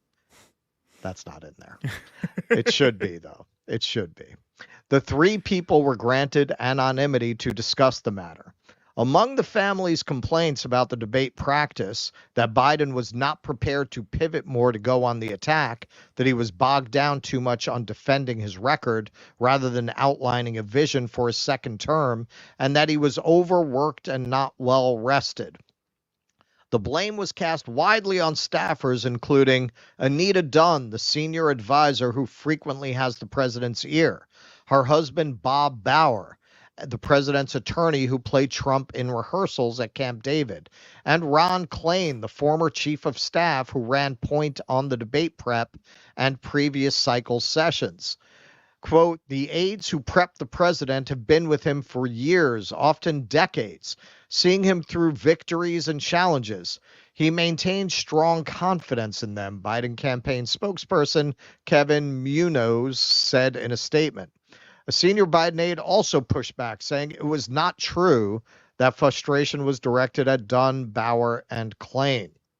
Biden allies and staffers have sought to blame a variety of factors in the aftermath of Biden's dismal debate performance, including that the president was ill, was overprepared, and that the CNN moderators failed to fact-check former President Donald Trump. Yes, blame the moderators. Baby, I took a wrong turn. I had a flat tire. The dog ate my homework. It wasn't me, baby. It wasn't me. But as the crisis continued into a third day, the finger pointing is turned inward towards some of Biden's closest advisors. The focus on the staff, however, also allowed the family to overlook Biden's own failings in Atlanta, one of the people familiar noted. These people said the Biden family wanted the president to continue in the campaign rather than end his career with a calamitous debate performance against Trump, whom they all loathe. First Lady Jill Biden and his son Hunter Biden were the loudest voices urging the president to stay in the 2024 contest. These people are really the scum of the earth.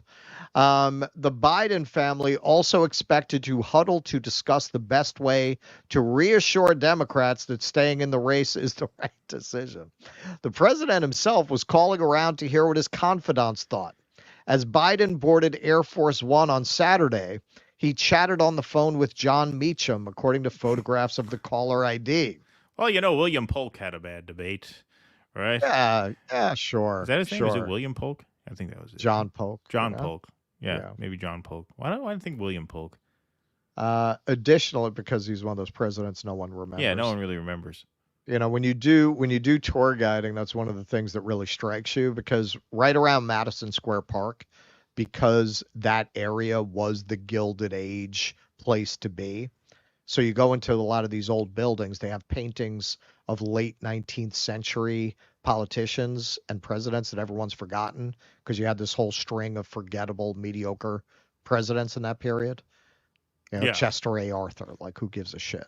Harrison, that's what I was thinking of. Harrison. William Henry Harrison, yeah. Harrison, you got William Henry Harrison had a bad debate, and he still won. Don't worry, he'll be fine. That's what John Meacham would tell him. Yeah. Additionally, Biden's campaign staff only grew angrier at CNN as to how the debate was run, according to several people familiar with the conversations. It's the refs. Their complaints were lengthy, including that the moderator should have fact-checked Trump more often.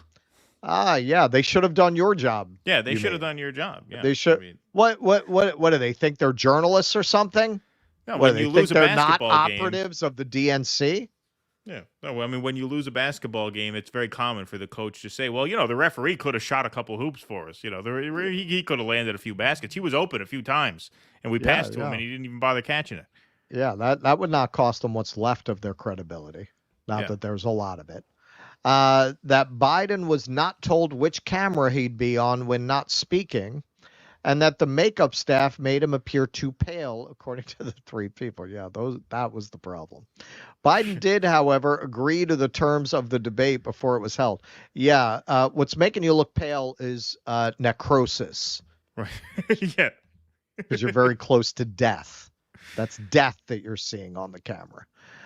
Since the debate, Biden's family has publicly and privately rallied behind him. Granddaughters Finnegan and Natalie Biden, the ones he acknowledges, traveled with the president and first lady for a slate of fundraising events on Saturday in New York and New Jersey. Although the family had long planned to spend this weekend together at Camp David to take a family portrait with photographer Annie Leibovitz, the gathering offered an opportunity for them to sit down together in the days following what is shaping up to be a low point in the president's decades-long political career.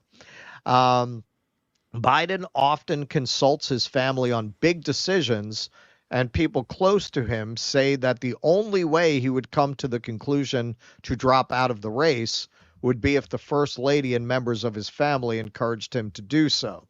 So just a little bit on that quickly, because Politico dropped another article. Behind the last firewall, Hill Democrats scramble to save themselves because all the down ballot people are shitting themselves right now. Quote, the leadership of the party should be going to the White House and knocking down the doors and saying, time's up, an advisor to top Democratic donors said. Anybody trying to prolong the inevitable here is just basically putting us on a giant fucking death march toward the end. That sense. Look, there's somebody with some kind of sense in that party.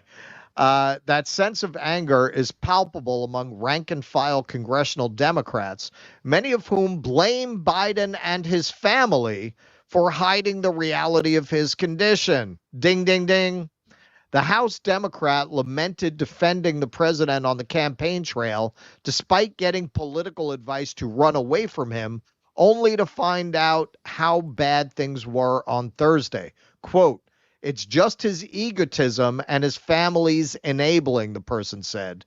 Jill Biden, of all people, she sees him every single day. She's the one person who could end this train wreck. This should have been a one-term president.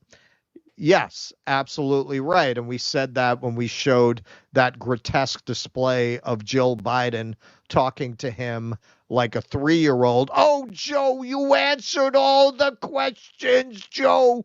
You knew all the facts. She likes being first lady more than she likes him. If anyone in that family gave a shit about him, he would have resigned already. But no, they don't want to lose their position. God knows what kind of deal Hunter is working in the back alleys between hitting the crack pipe. They want to ride this gravy train as long as they can. So this article also mentioned that the RNC is already combing through all the down ballot races where Democrats have assured the public that there's nothing wrong with Biden. So Dave McCormick is the Republican running against Bob Casey. They already rushed out an ad. So let's take a look. I've ever seen in my entire life. No two ways about it. That was not a good debate for Joe Biden. Panic. Not just panic, it's pain. Oh my God. So what do we do about this? Everything we have to do with Look. What would you have Joe Biden do to make the case that he's not an elderly, well-meaning gentleman? People are going to see it in the campaign. No question he's prepared to do this job today and would be were he reelected. One of my best buddies, very close friend, one of my closest friends, Bobby Casey. I have a lot of confidence in his leadership. No question he's prepared to do this job today. Oh, yeah. You're going to be seeing that all up and down the ballot if they don't get rid of him. So you saw a few pretty humorous reactions, particularly to the revelation that they were doing a photo shoot with Annie Leibovitz in the wake of this. What time did you book President Biden's photo shoot with Annie Leibovitz? 4:30. Yeah. Oh no. And you have the cadaver in the box there. This is from Sonny Bunch. This got a lot of play. Joe Biden doing a photo shoot with Annie Leibovitz while the country debates how many hours a day he's fully conscious is the most Tom Wolfe thing I've seen in quite some time. Yeah, it did well. Yes. Of course, Tom Wolfe, the author of Bonfire of the Vanities and Radical Chic. He actually coined that phrase. So with incredible tone deafness, they dropped this magazine cover right now. Now, apparently, this is not an interview she just did. She did this in April, but Anna Wintour, who is a big shitlib decided it would be a really good idea to rush this out, thinking this would be damage control rather than doing more damage. I mean, it could also be one of her last chances if they do get forced out. It's true. It's true. She didn't want to waste the photo shoot. Yeah, exactly. And so the New York Post, in one of their better satire headlines, did this. Should have been vague. Jill Biden answers questions for her husband. 5 ways to explain away a bad night. Hot for fall. Rubber sole shoes. That's my favorite. How to beat Medicare. Best activities between 10 a.m. and 4 p.m. So well done there at the New York Post. That's tabloid journalism at its best. Yeah, and the Post, a very Trump-friendly outlet, so they were tempted to run with the Trump limited immunity ruling there, but they didn't. This forced it out because how could you pass up an opportunity how could you not run with that? Yeah. So I mean, look, it seems like his inner circle is the barrier. Tucker Carlson has tweeted out a couple of different times that, he claims to have it from a source that the decision's been made to drop him. Don't believe any of this. They're going to drop him. He's not going to be the nominee. That could very well be the case, too. So we'll have to wait and see. It definitely would not surprise me to just wake up in the morning and see the headline, Biden drops out of race. No, because they're not going to say it until they have a plan. They're not going to announce he's stepping down until they have a plan exactly how it's going to go from there. They're not just going to leave everybody in limbo. That's the most politically damaging thing they can do. So it could just be that until they're figuring it out, they're sticking with he's our guy. But, Andrew Yang tweeted out, and this is a good point. I didn't even think about this. Andrew Yang tweeted look, if you announce at the same time Biden drops out, this is who we're putting forward as the nominee, the fundraising off of that announcement would be off the hook because all the libs would bust their checkbook out. So you'd probably have a record-setting fundraising day if you did this. So the sooner, the better. And I do think the sooner, the better. The only thing is it Kamala? Did they just do that? I mean, there's no real political point to doing that since she's a guaranteed loss as well. Right. So, look, it's a total shitstorm. It's a shitstorm of their own making. Everything is just coming home to roost for the Democrats now between the Trump lawfare stuff just blowing up in their faces and this. This is why, if you're blue MAGA, if you are really invested in the idea that the only thing standing between this country and the end times is the Democratic Party, wow, that's quite a place to be. But if you're the kind of person who's there, this is dire. This is absolutely dire. There are no options that even approach good options. There's nothing that can really. There's no plan you feel confident in now, which is why for the time being they're saying he's not dropping out. But don't forget the DNC says they run their primaries, they run their party like a corporation. They can do whatever they want. Well, that assumes they have a certain power over the president himself, does it not? Why can't they just... No, we're not seating these delegates at the convention.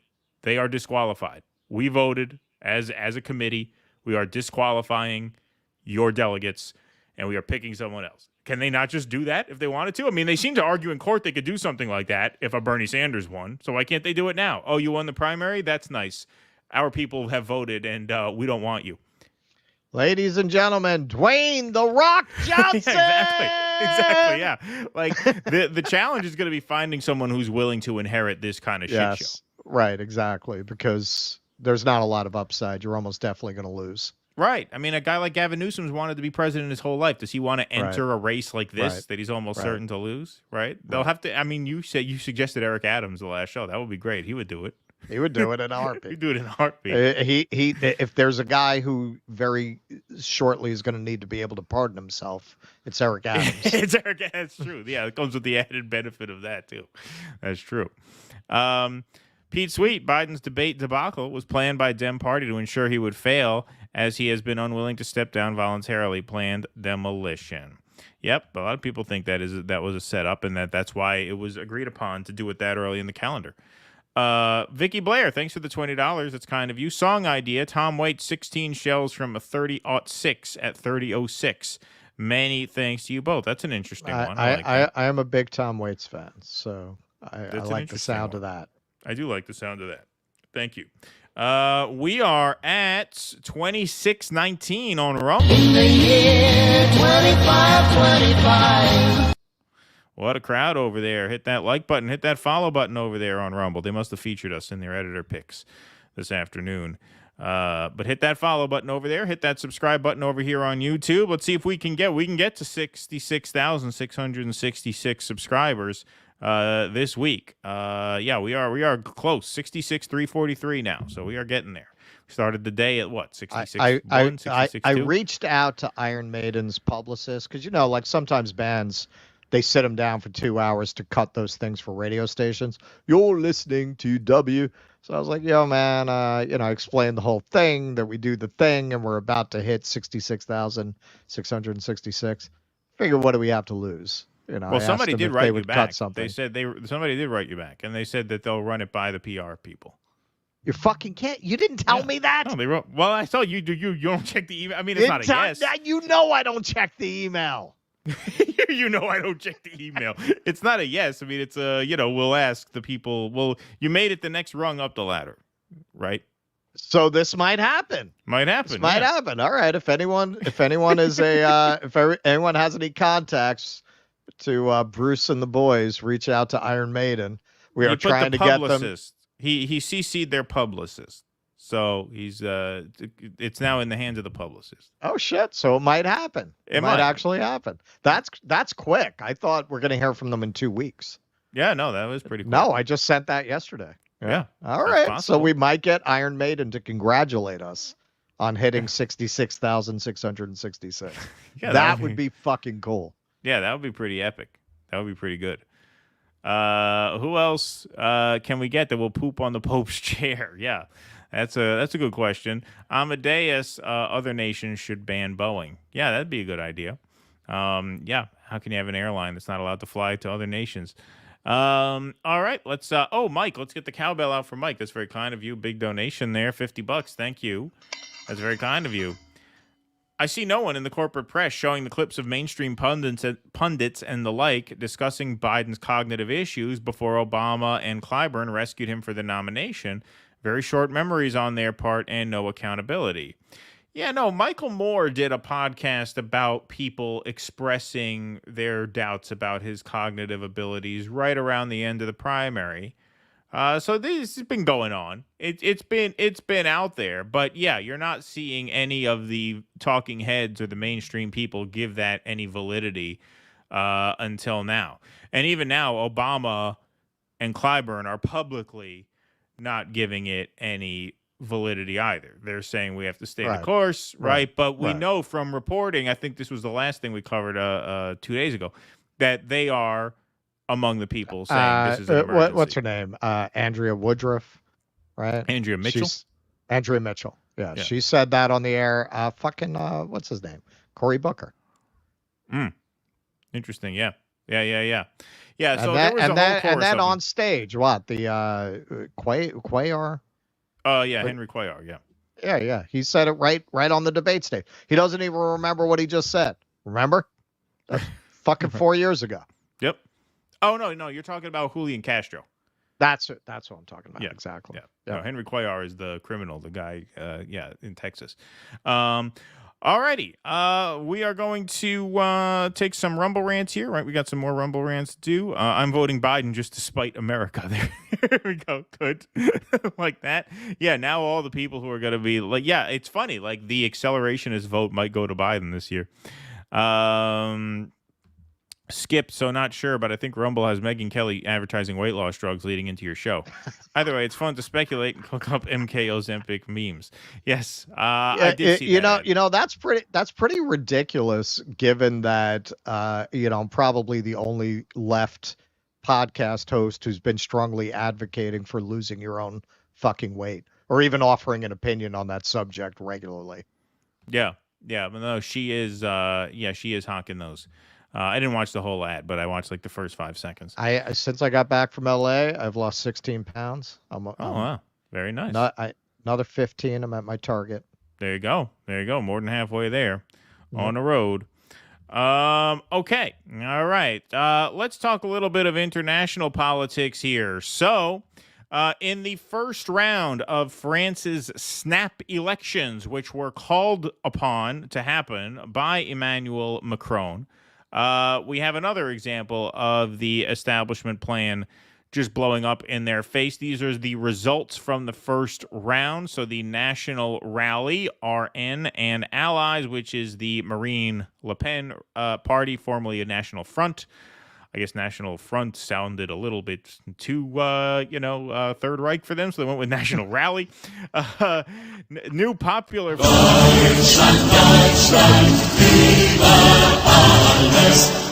Yeah, they had to get rid of that a bit on the too. nose. It's a bit on the nose, right? The New Popular Front, which is the Jean-Luc Mélenchon party, that is sort of like the Bernie type party, came in second with 27.9%, and then in third, a distant third, is Macron's centrist Ensemble party. So here is a friend of the show, End Wokeness, tweeted out here. The Le Pen supporters very happy about the results of the first round.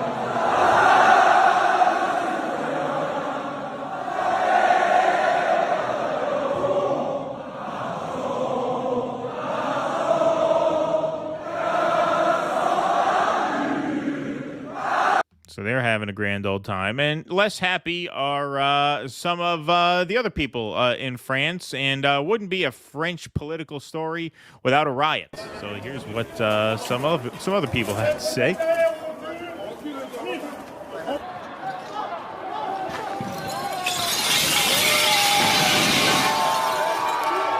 Looks like a massive recycle bin that they just dumped over to get all these glass bottles. Is that what that is? It's like a bin of glass bottles. Yeah. I guess. Okay. It's a bulk recycle situation.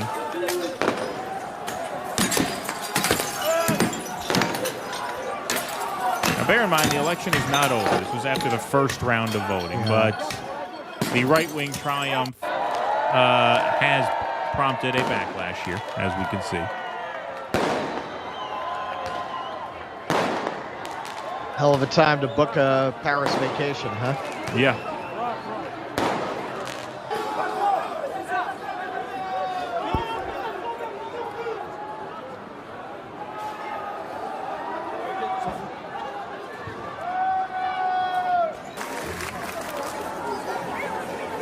Got some Palestine flags there. Good for them.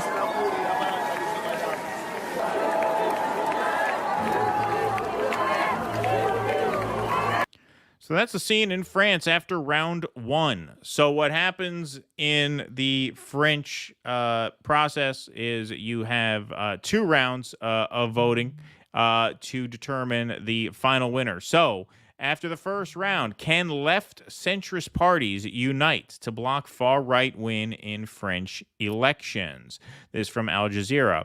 France is firmly in uncharted territory after President Emmanuel Macron's snap elections gamble backfired and saw the opposition far-right National Rally Party surge to a dramatic win in Sunday's parliamentary first-round polls, analysts say. Led by Marine Le Pen and her young protege, Jordan Bardella, the RN looks set to take the biggest chunk of the 577-seat lower house, having come away from the first round of voting with 33% of the vote, nearly double the 18.9% share it won in the last parliamentary elections in 2022. If its position in the polls does not shift in the crucial second round of voting on July 7th, this election could deliver the country's first far-right prime minister since World War II.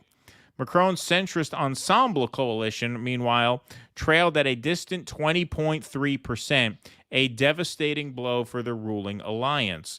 The results are worse than the coalition's 26% in 2022. The RN's success is likely to see it gain a majority of seats in the parliament on Sunday, but analysts say it could fall short of the absolute majority it needs, with polls projecting it will take some 230 seats not quite the 289 magic number. Macron's alliance is predicted to clinch only about 70 to 100 seats, while the left coalition, the New Popular Front, could take about 165 seats. Left and centrist party leaders are now scrambling to block the RN by negotiating a strategic alliance between traditionally opposed blocs.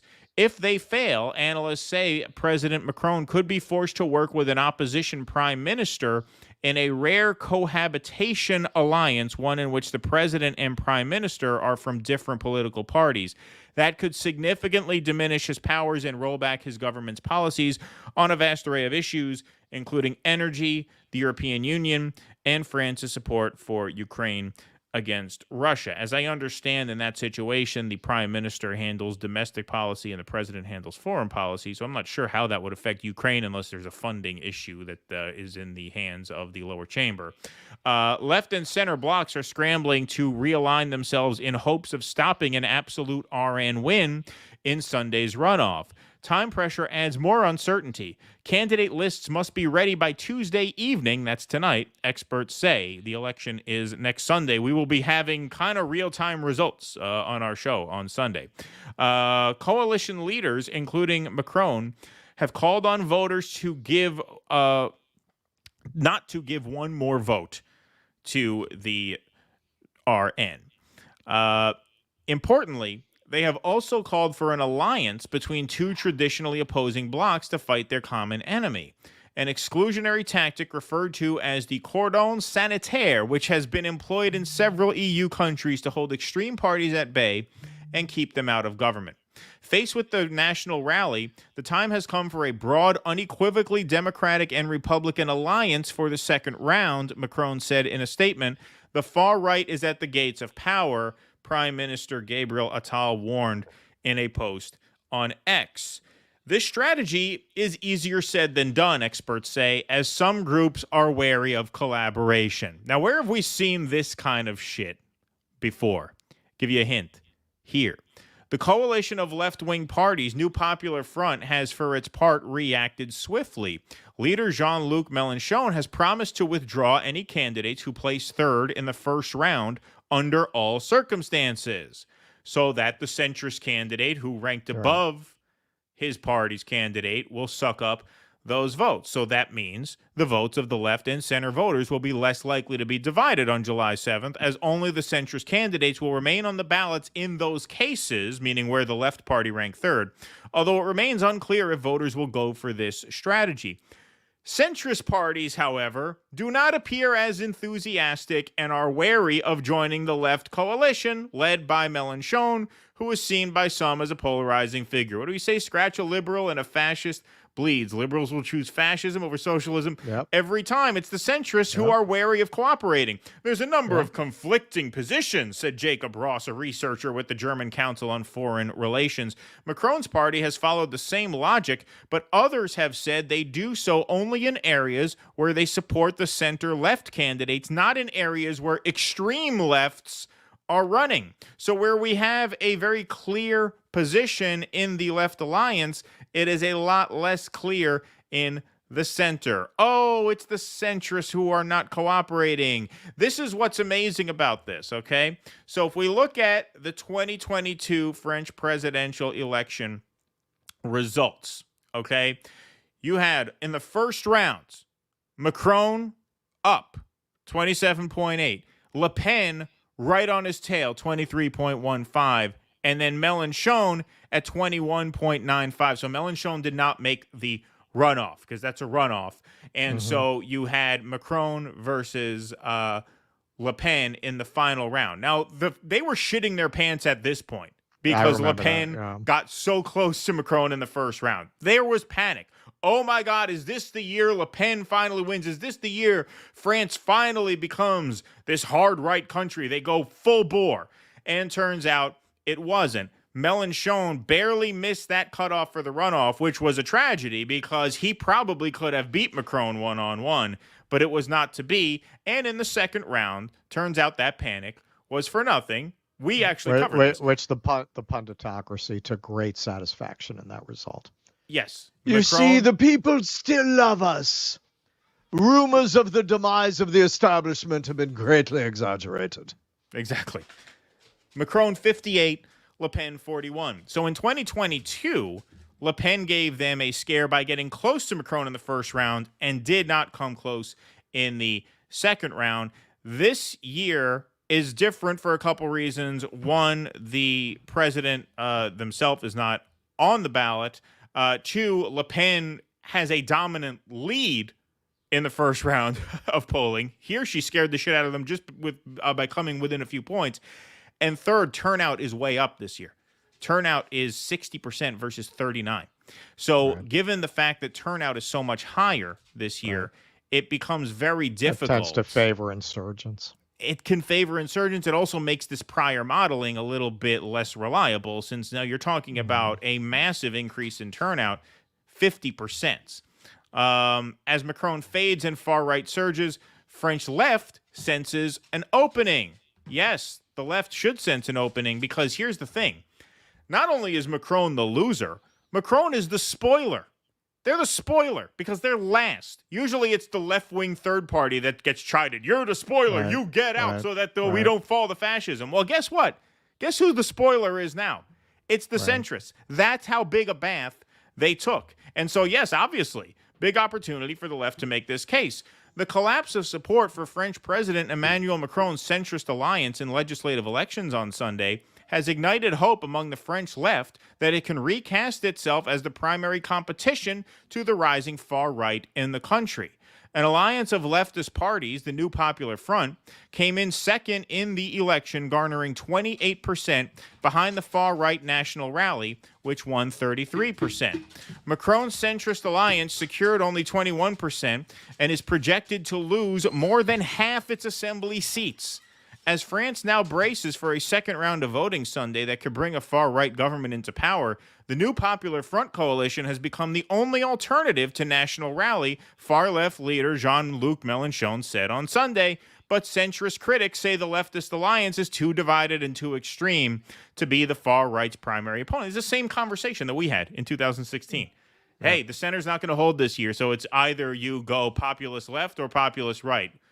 You choose. And we know how the centrists ended up choosing in this country.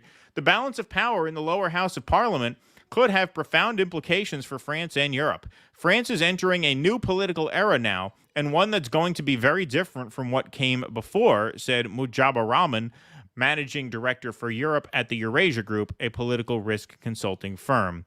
While it's unclear whether any alliance or party can win a majority Sunday, Parliament is likely to be composed of a large far-right faction, a sizable leftist bloc, and a vastly diminished center.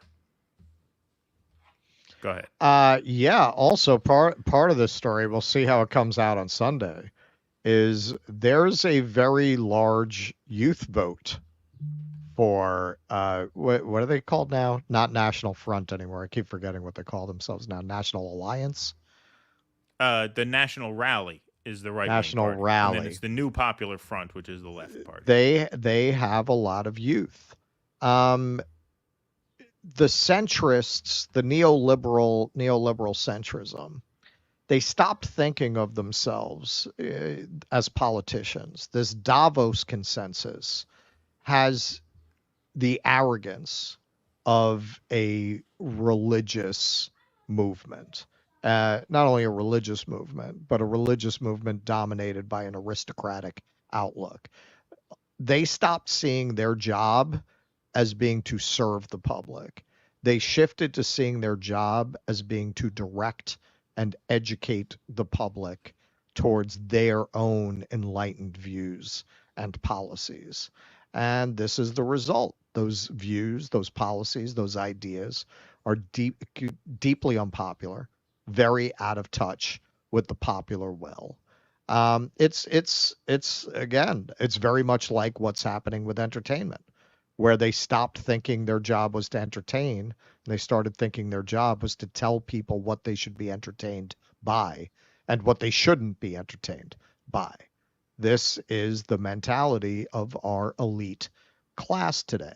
We've always had an elite class, but they've grown so completely disconnected from the concerns of the public they theoretically are supposed to serve that there is really no daylight between the outlook of an aristocracy that would see itself as benign and having the role of instructing the peasants and this supposedly democratic institutions.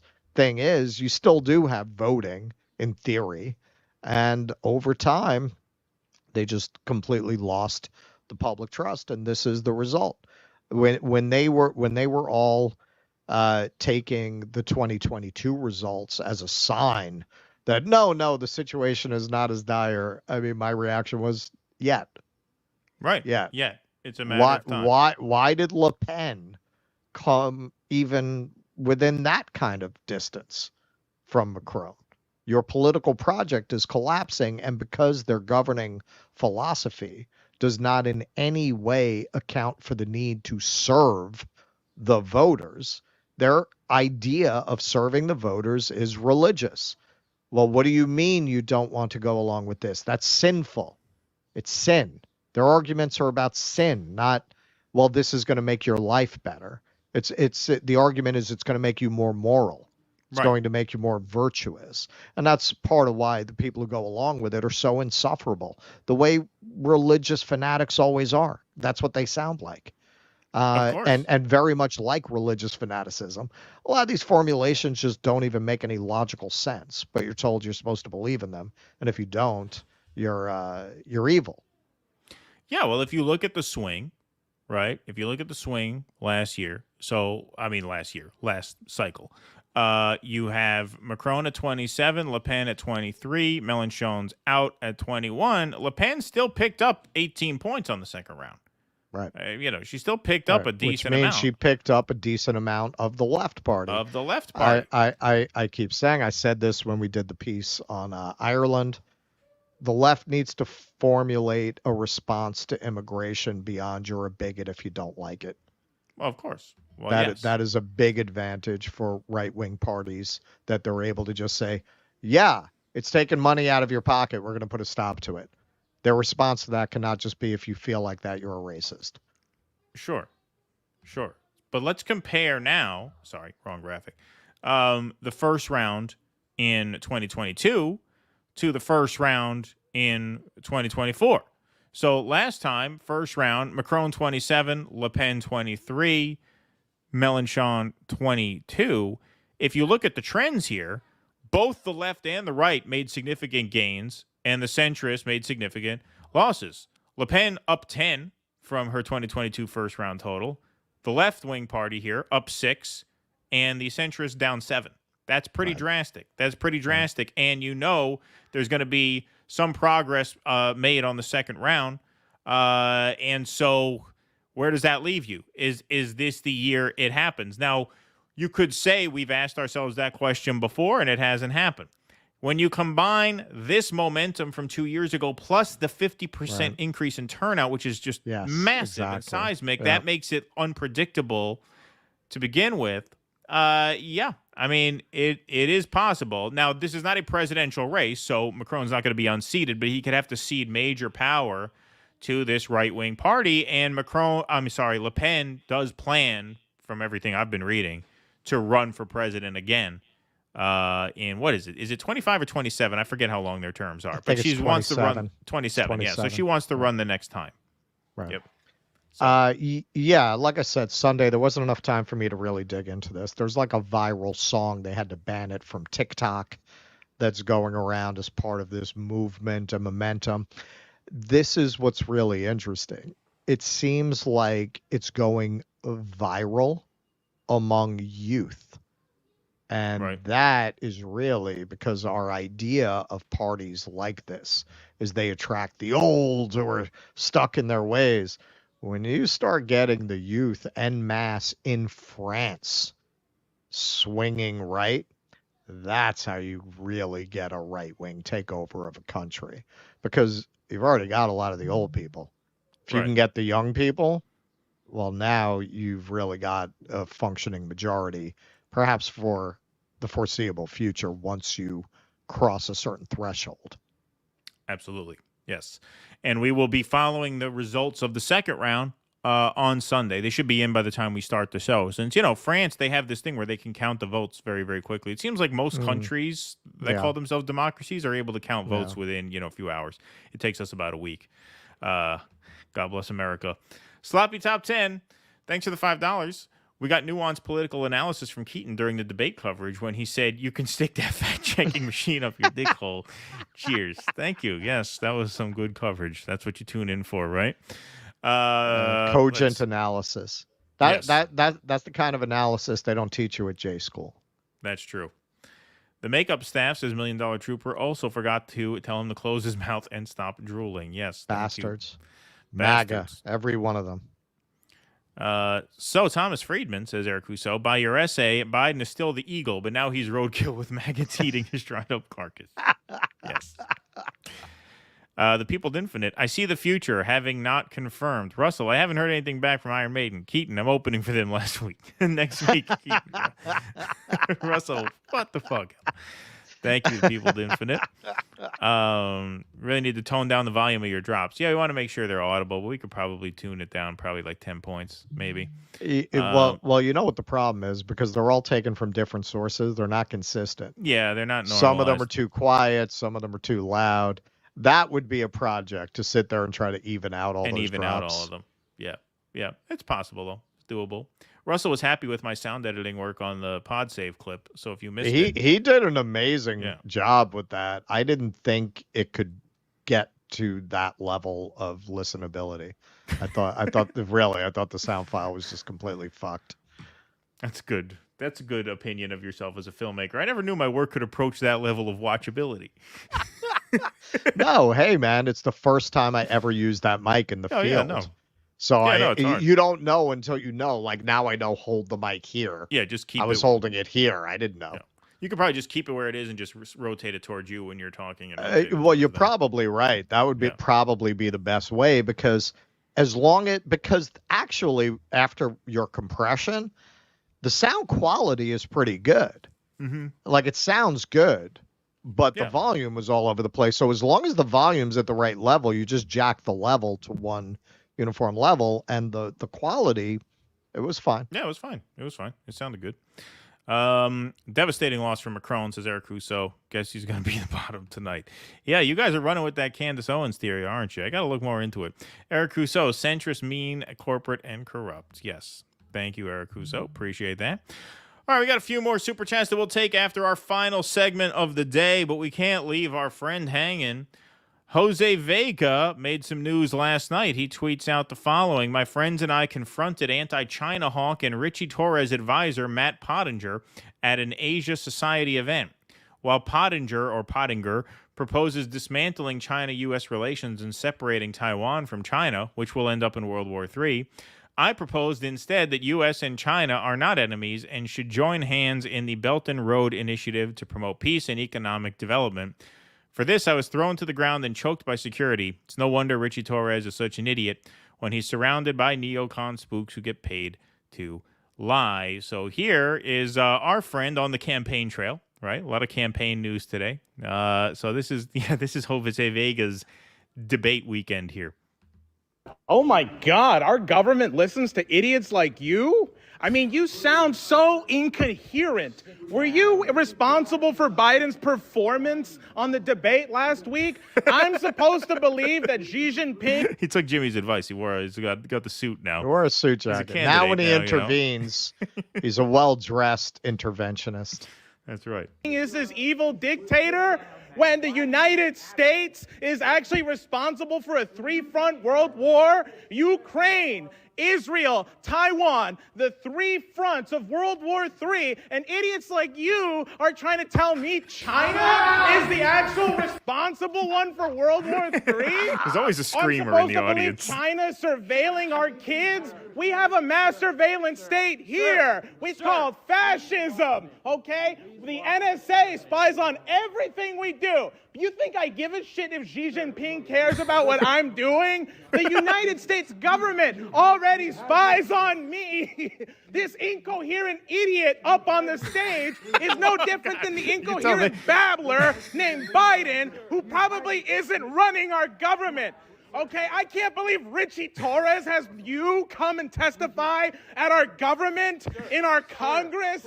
You're a fucking disgrace, okay? There is an alternative to the world right now. We don't need to have World War III. We can actually work with China. Did you know that? We can work with China every time they come. They offer a peaceful solution. Listen, don't start World War III. Hey, he's choking me. He's choking me. Holy shit. Jesus Christ, he just choked me. Jesus. Hey, my neck really hurts, man. Fuck.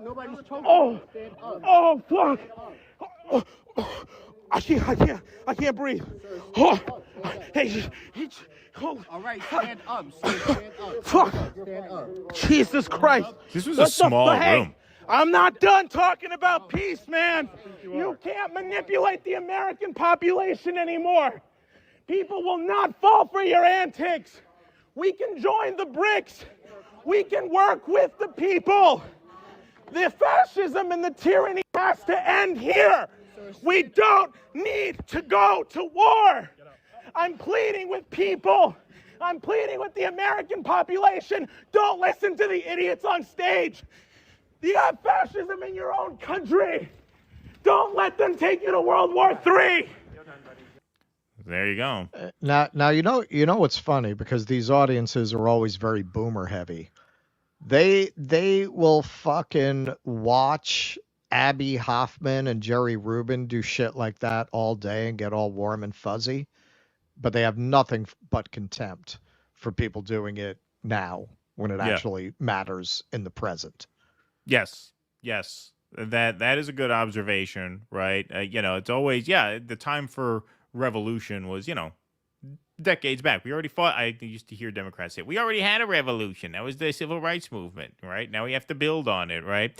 But no, that was Rich Torres' advisor. They made a movie about the Chicago 7. Right. You want to watch that tonight? The Chicago 7. I remember who's the guy who did that? The big, the lib guy. Aaron Sorkin. Yeah, Aaron Sorkin. Yeah, exactly. Who? Okay, you want to see how fucking uninformed the guy who defined this fantasy version of a liberal White House for a generation of libs is? I read an interview of him talking about that, saying, yeah, I hadn't known anything about that. I read an article about it, and I said, that would be really interesting. Your specialty is dramatizing politics in this very insidery kind of a way. And you never heard of the Chicago 7 and the trial of the Chicago 7? You didn't know anything about that, really? Yeah. Wow. Well, it's funny, somebody tweeted at us under that, and you answered them. I didn't. But they said, is this really the way to campaign? And you just said, yes, this is. Yes, that's why we back Jose, because that's how he campaigns. Like, create moments like that. He wanted to protest like that at the Bowman rally, but that's exactly why we're backing him. No, I mean, I wasn't just being a smartass. Yeah, that's literally why we're backing him. Yeah. What?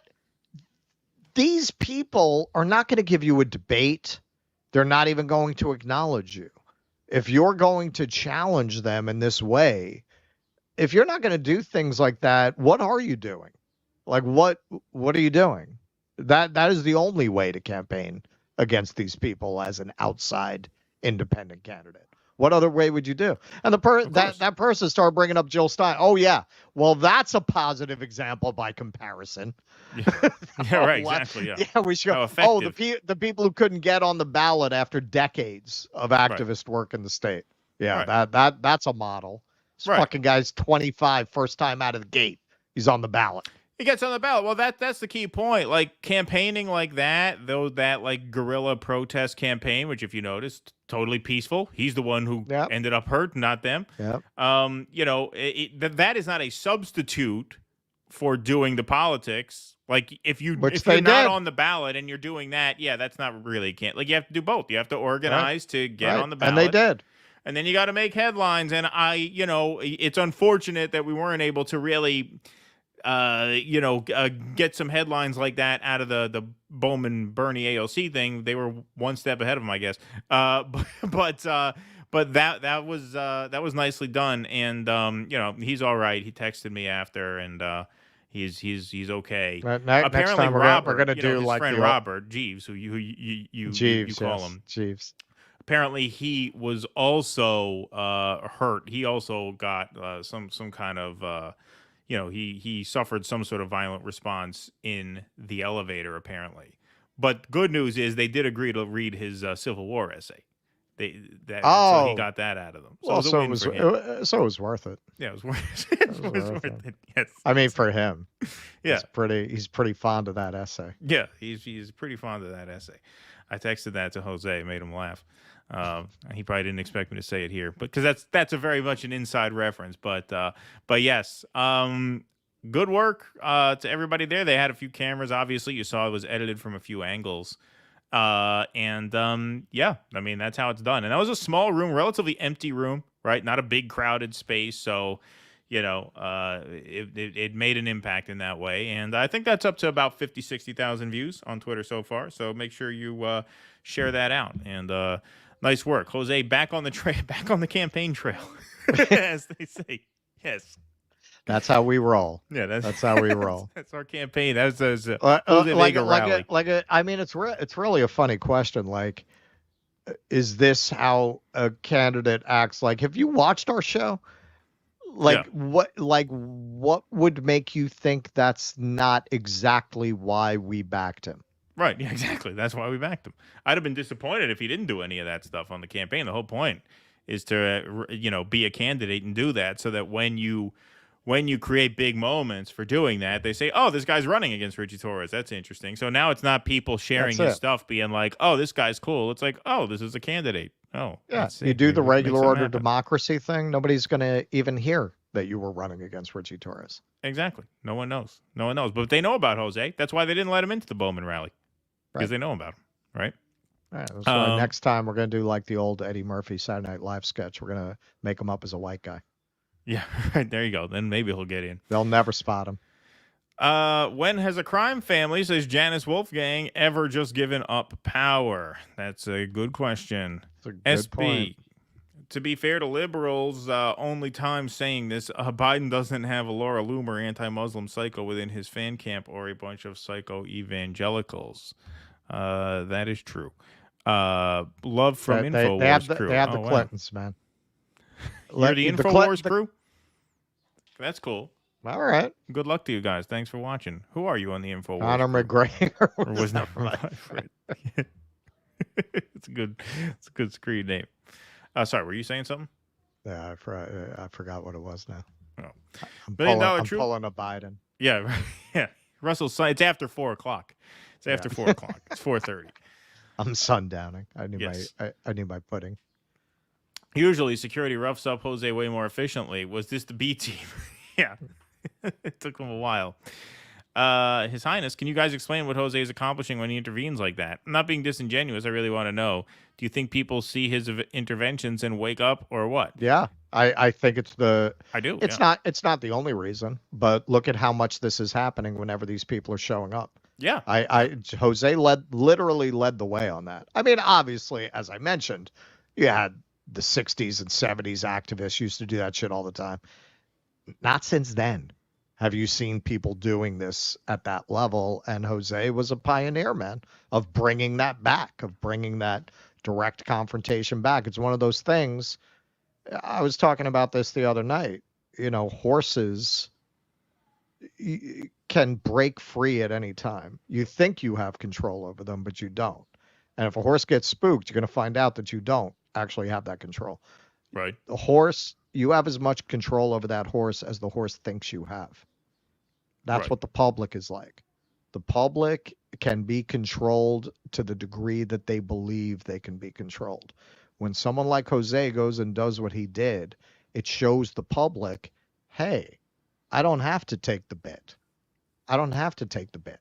I don't have to assume that it's out of bounds to yell at a public official in a public forum that represents me. I don't have to accept that formulation that behavior is inappropriate.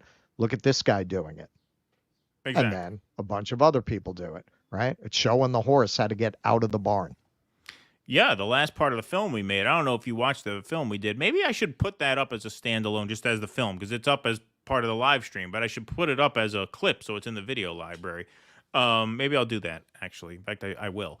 But yeah, it'll give some people a chance to watch it who haven't watched it yet, too. Yeah, part of the last part of it is about all the other interventions that have been happening since he did his. I mean, Right. Not to give him credit for all of them, but he definitely set the trend. I mean, that was the Yes, first one. he did. When his AOC intervention went so viral. I mean, on Twitter alone, it had millions of views. But then, Tucker Carlson featured that. Like, that went everywhere, that video. Right. And that was the first of its kind that I had really seen. And that absolutely, I mean, the influence of just that one alone, compounded with the fact that he kept at it and did a few others to the people who followed him. Yeah, that definitely made people feel more comfortable doing that, which is totally within their rights to do. And you don't think of it that way because it's not illegal. It's not against the law. It's impolite.